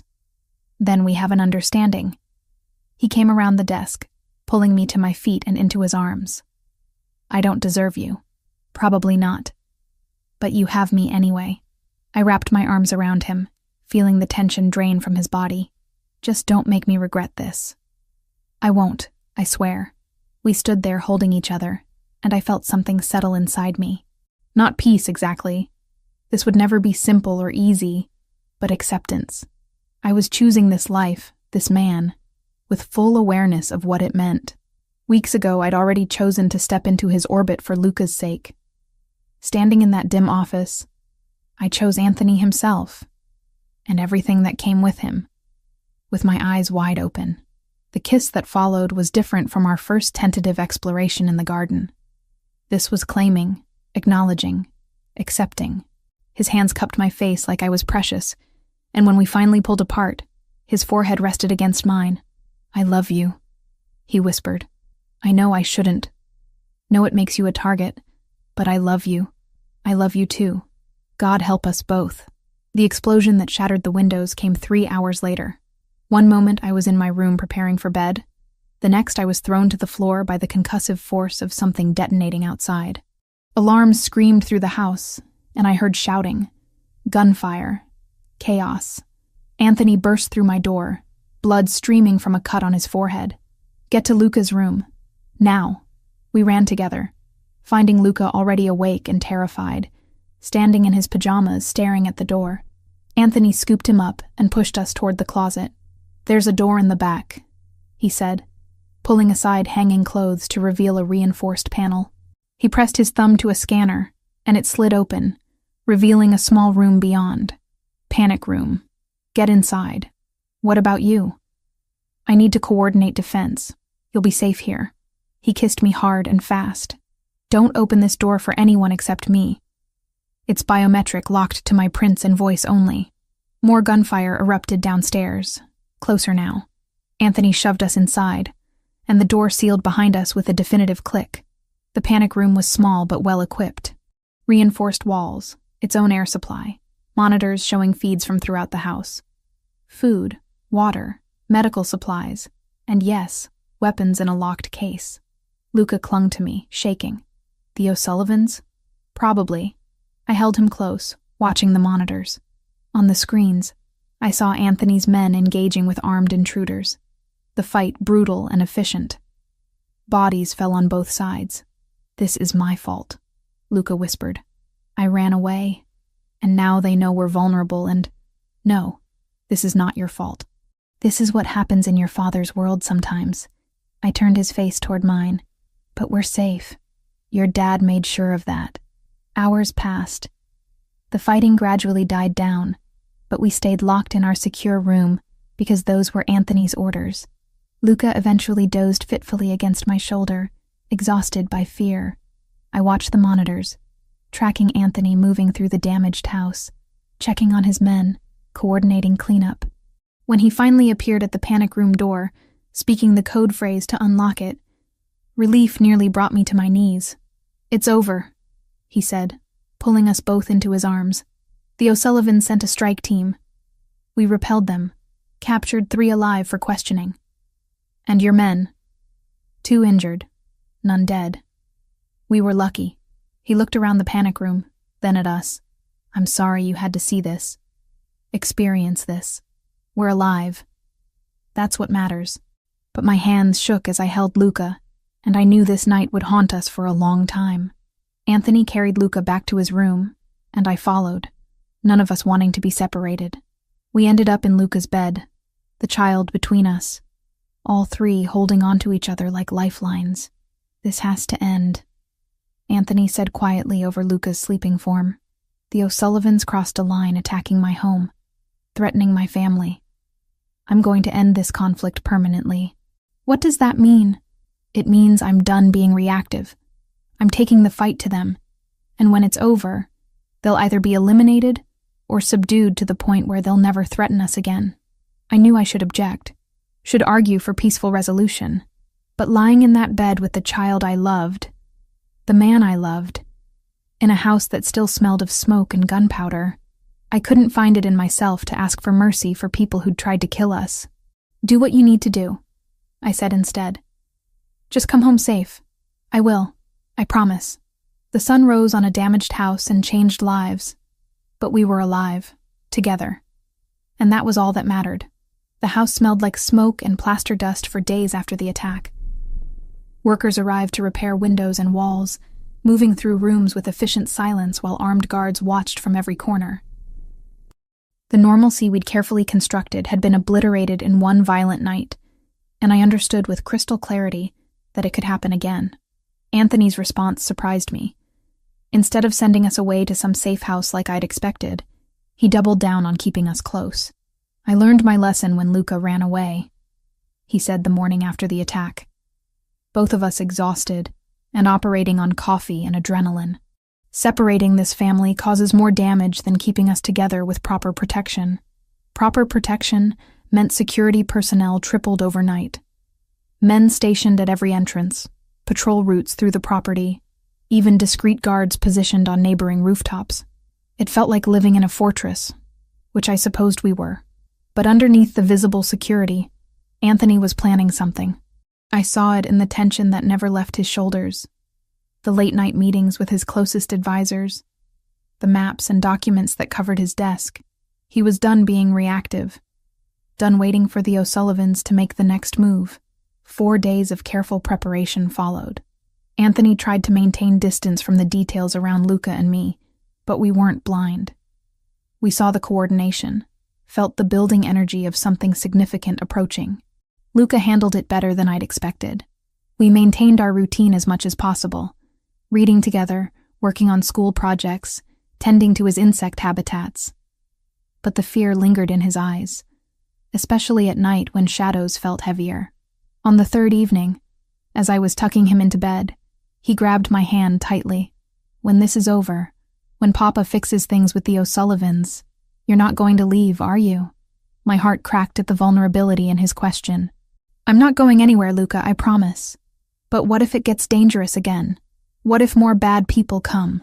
I sat on the edge of his bed, choosing honesty over hollow reassurance. "Your father is doing everything possible to end this conflict permanently. But yes, his world will always carry some danger. That's the reality of who he is and what he does." I brushed hair from his forehead. "But I'm choosing to stay anyway, because you and your father have become my family, and you don't abandon family when things get hard." He threw his arms around my neck, holding on like I might disappear if he let go. "I love you, Kayla." It was the first time he'd said it directly, and the words undid me completely. "I love you too, sweetheart. So much." Brittany visited the next evening, insisting on coming despite the obvious security concerns. She brought wine and homemade lasagna, determinedly acting like this was a normal dinner with friends, rather than a meal in a fortified compound during a gang war.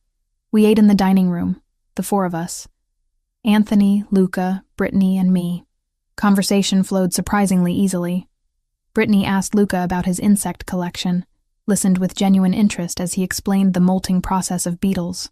She discussed literature with Anthony, discovering they'd both read the same obscure Italian novel.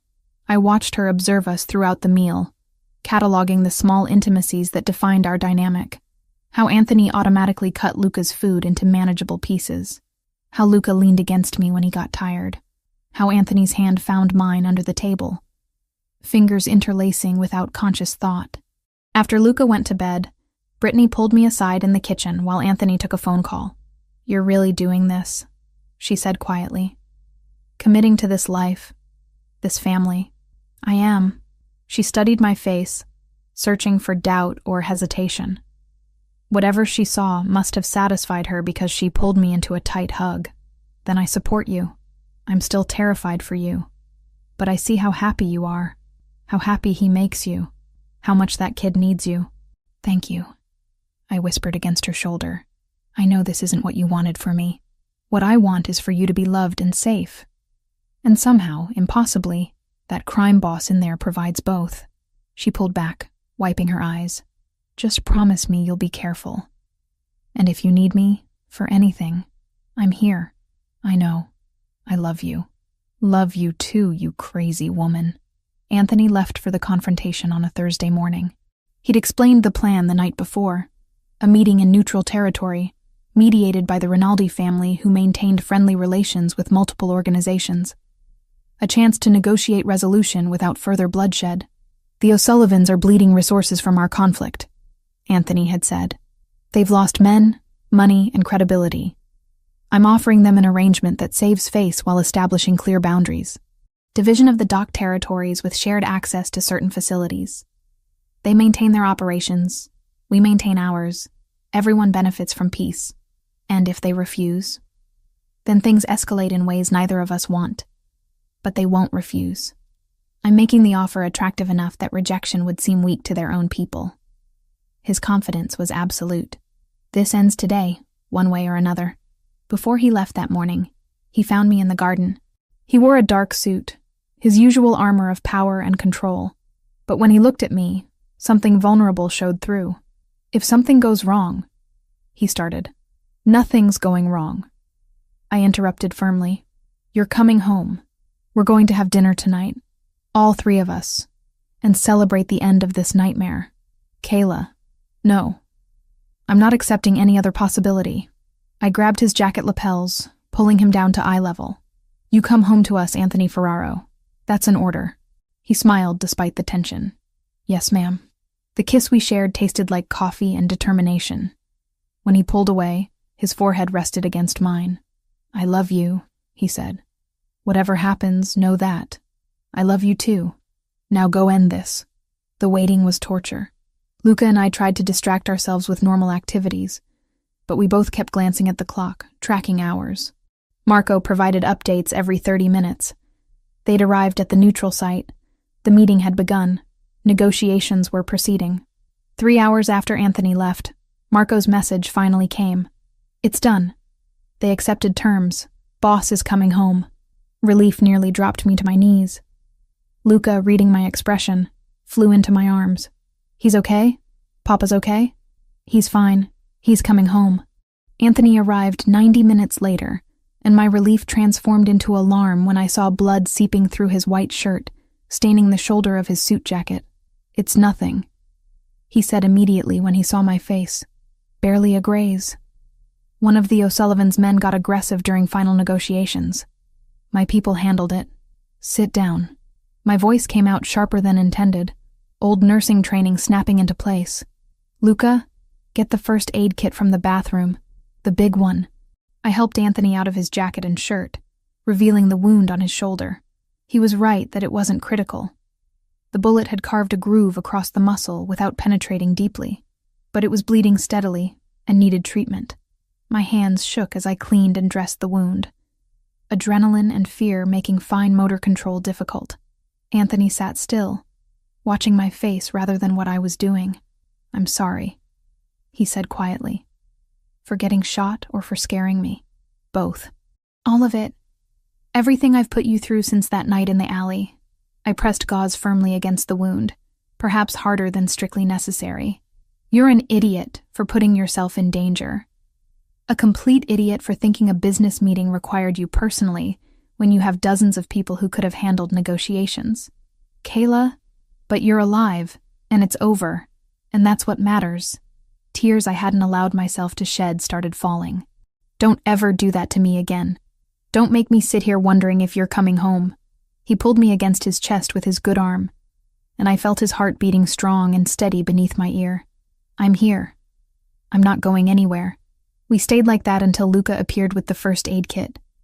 Together, we finished bandaging Anthony's shoulder, our hands working in tandem, the domesticity of the moment, patching up injuries in the quiet house, felt surreal after hours of terror. That night, after Luca was asleep, Anthony found me on the balcony off my room. The city spread before us, millions of lights hiding millions of stories. Somewhere out there, the O'Sullivan family was licking their wounds and accepting their new reality. Here, in this house, we were doing the same. It's really over? I asked. The territorial agreement is signed. They maintain their docks in Brooklyn. We keep Manhattan and Queens. Shared access to 3 neutral facilities. Everyone profits from peace more than continued war. He moved to stand beside me. They're not happy, but they're pragmatic. And I made it clear that future aggression means total war they can't win. So we're safe now? Safer. There are no guarantees in my world, but the immediate threat is resolved. He turned to face me, which means I need to ask you something I've been avoiding. My heart rate accelerated. What? I want a real future with you, Kayla. Not this temporary arrangement where you're living here because of circumstances. Not a relationship we're testing while pretending we might walk away. He took my hands in his. I want you as my partner, my wife, the mother of my children. I want to build a life together that Luca can see as an example of what love should look like. I'd known this conversation was coming, but hearing the words still stole my breath. Anthony, before you answer, you need to understand what I'm asking. I'm not offering you a fairy tale. I'm offering you my complicated, dangerous, morally compromised life. I'm asking you to stand beside a man who will never be fully legitimate, who will always operate in shadows, who carries blood on his hands. His grip tightened on mine. But I'm also promising to love you completely, to protect you fiercely, to build something real in the middle of all that darkness. I let his words settle, processing what marriage to Anthony Ferraro would actually mean. Not the fantasy version where love conquers all complications, but the reality of choosing this life with open eyes. I need you to understand something too, I said carefully. I'm not going to be a silent wife who accepts everything without question. I'm going to challenge you when I think you're wrong. I'm going to demand input on decisions that affect Luca. I'm going to maintain my own identity and values even when they conflict with yours. I don't want a silent wife. I want a partner who calls me on my bullshit. I'm serious, Anthony. There will be times when we fundamentally disagree about your business decisions.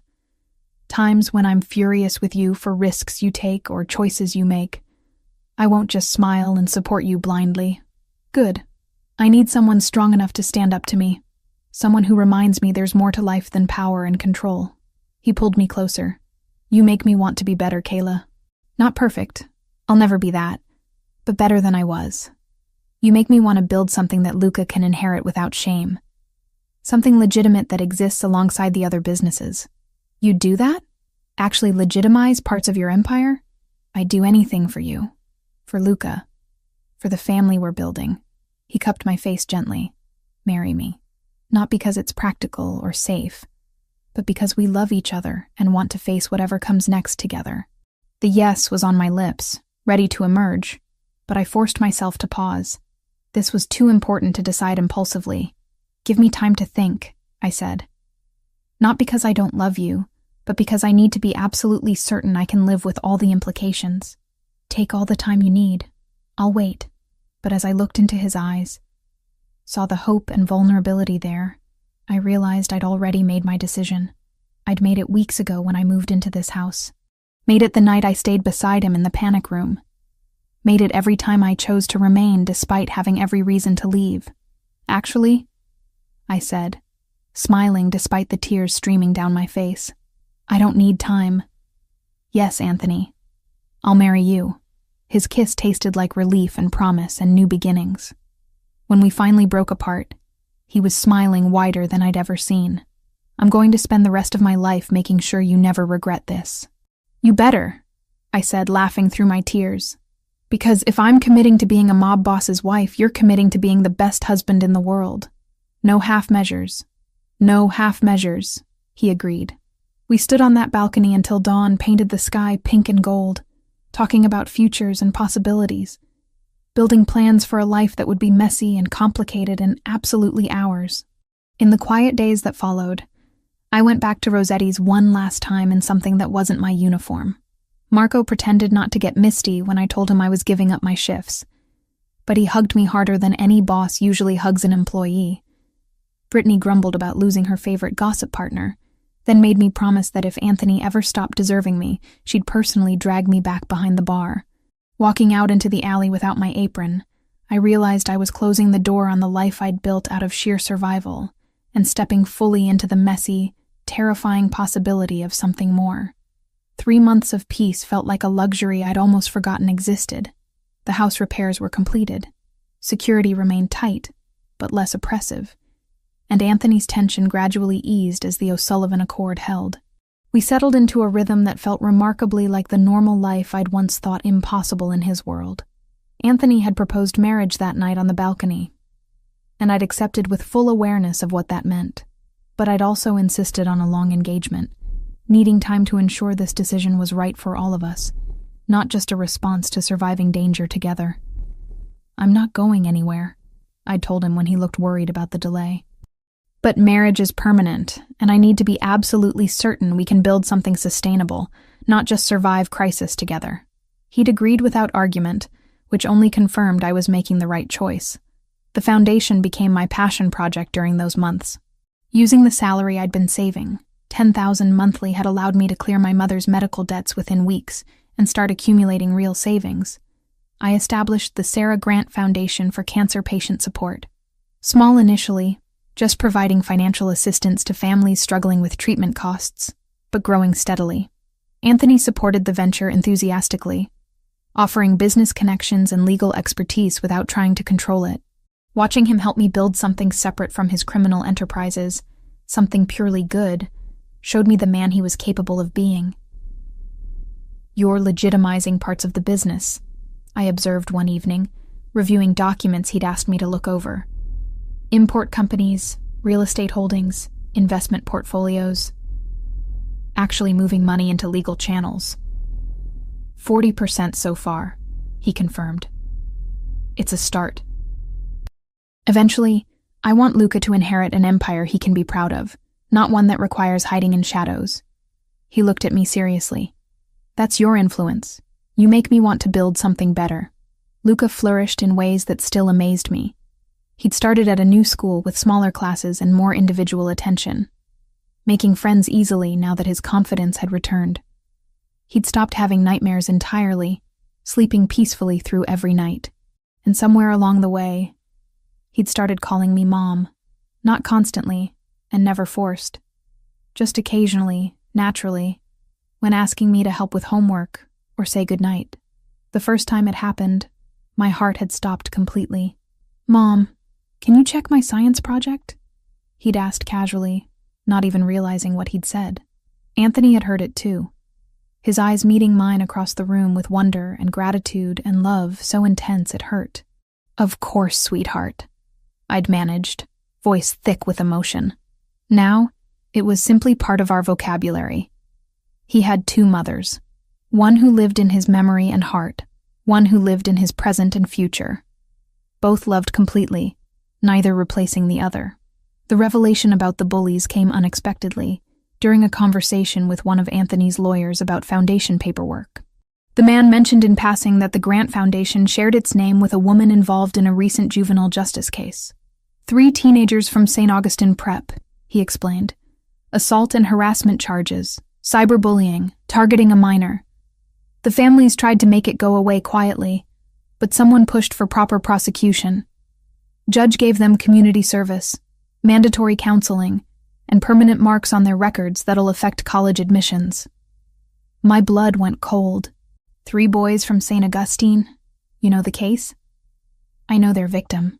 I looked at the lawyer carefully. Did Anthony have anything to do with that prosecution? The man hesitated, clearly uncertain how much to reveal.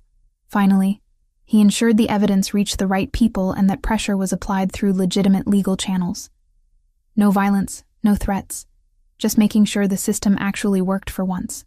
After the lawyer left, I found Anthony in his study. The boys who hurt Luca that night.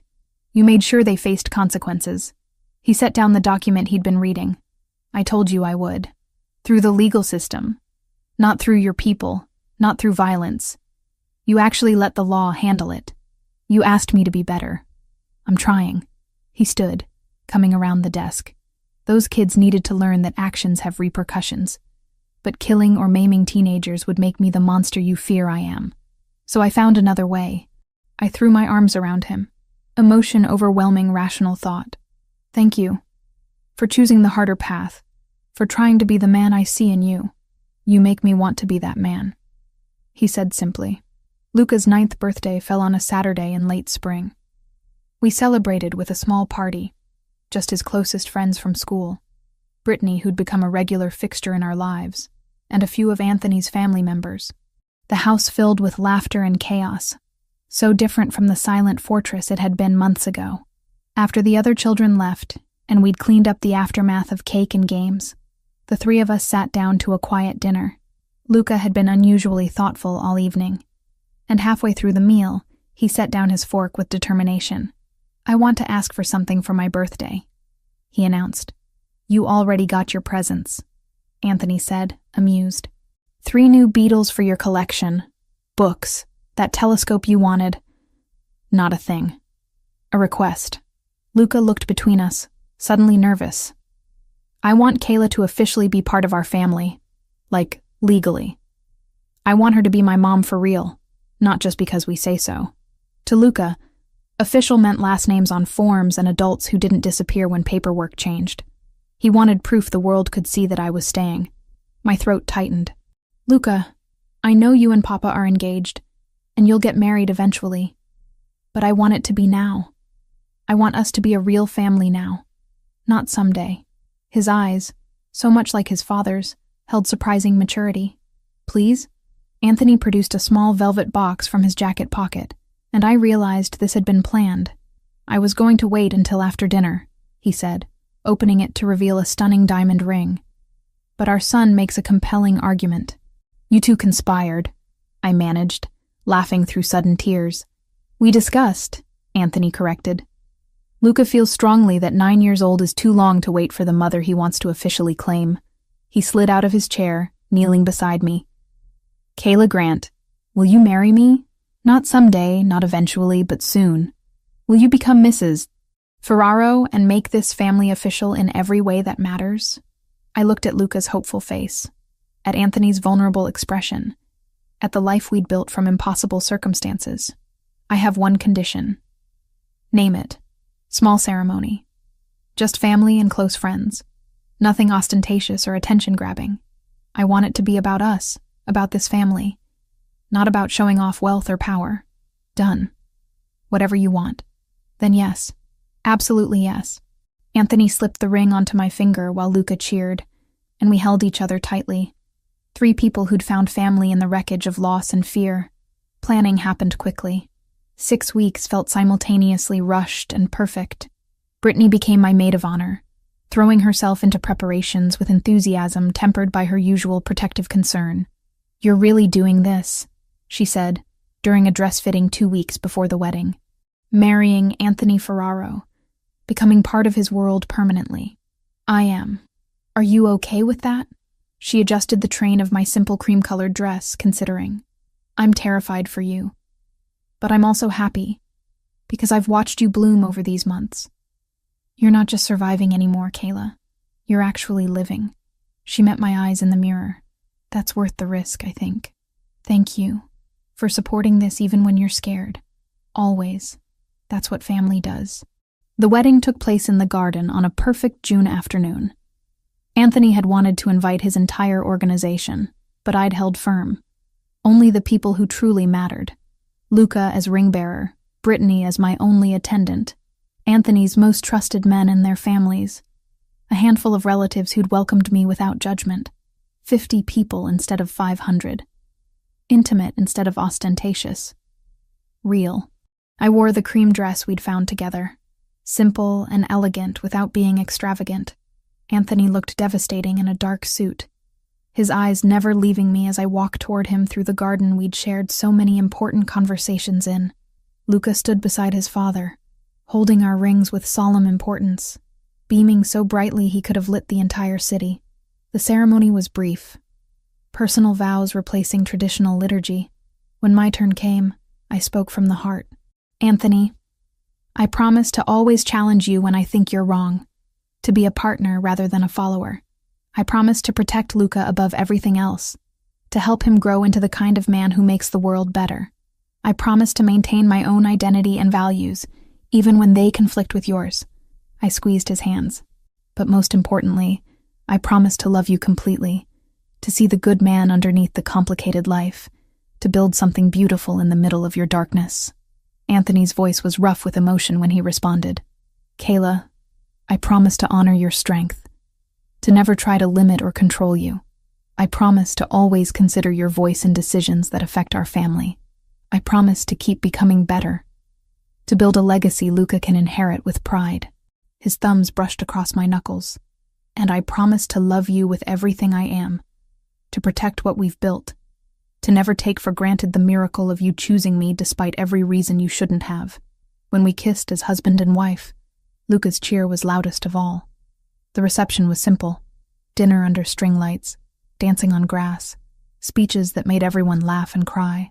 Brittany toasted our happiness while warning Anthony that she'd hunt him down if he ever hurt me. Several of Anthony's men looked appropriately terrified by her fierce protectiveness, which made me love her even more. As the evening wound down and guests departed, the three of us stood in the garden watching fireflies emerge in the twilight. Luca between us, holding both our hands, looking more content than I'd ever seen him. We're really a family now, he said. Official and everything. We were always a family, Anthony corrected gently. But yes, now everyone knows it. 1 year later, I stood in the foundation office reviewing expansion plans. The Sarah Grant Foundation had grown beyond anything I'd imagined, now helping 50 families monthly with medical costs, providing counseling services, offering support groups for children who'd lost parents to cancer. The work filled me with purpose that had nothing to do with Anthony's world, and everything to do with honoring my mother's memory. I still remembered the plastic hospital chairs, and the way fluorescent lights buzzed over my mother's bed. Every grant application we approved felt like a small act of rebellion against that helplessness. Luca thrived at his school, excelling academically while maintaining close friendships. He'd started an environmental club focused on insect conservation, giving presentations with confidence that would have been unthinkable 2 years ago. He was happy, healthy, whole. Anthony had legitimized 40% of his business operations, a number that grew steadily as he found ways to move resources into legal channels. He'd never be completely legitimate. Some aspects of his empire couldn't transition without collapsing the entire structure, but he was trying, building something Luca could inherit without shame. Our life wasn't perfect. Anthony still made decisions I disagreed with, still operated in moral gray areas that made me uncomfortable. We fought sometimes, passionately and loudly, about boundaries and choices and values. But we fought honestly, without hiding truths or pretending our differences didn't exist. And we loved fiercely. The kind of love built on full knowledge of each other's flaws and complications, chosen daily despite easier alternatives.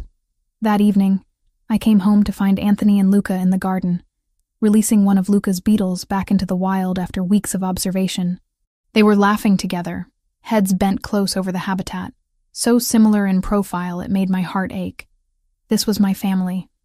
Imperfect, complicated, built from tragedy and choice and impossible circumstances. But ours, chosen and real and worth every risk I'd taken to get here. Anthony looked up as I approached, and the love in his eyes remained as intense as that first kiss in this same garden. Welcome home, Home. Not the house or the city, but these two people who'd become my entire world. I'm exactly where I belong, I said, joining them and wrapping my arms around both. And I was. Against every odd, despite every complication, I'd found my place in Anthony Ferraro's dangerous, beautiful, impossible world. Found family in the last place I'd expected to look. It had started with a rainy night, a crying child, and one impulsive act of kindness. It had grown into everything that mattered, and I wouldn't change a single moment of the journey that brought us here. The end.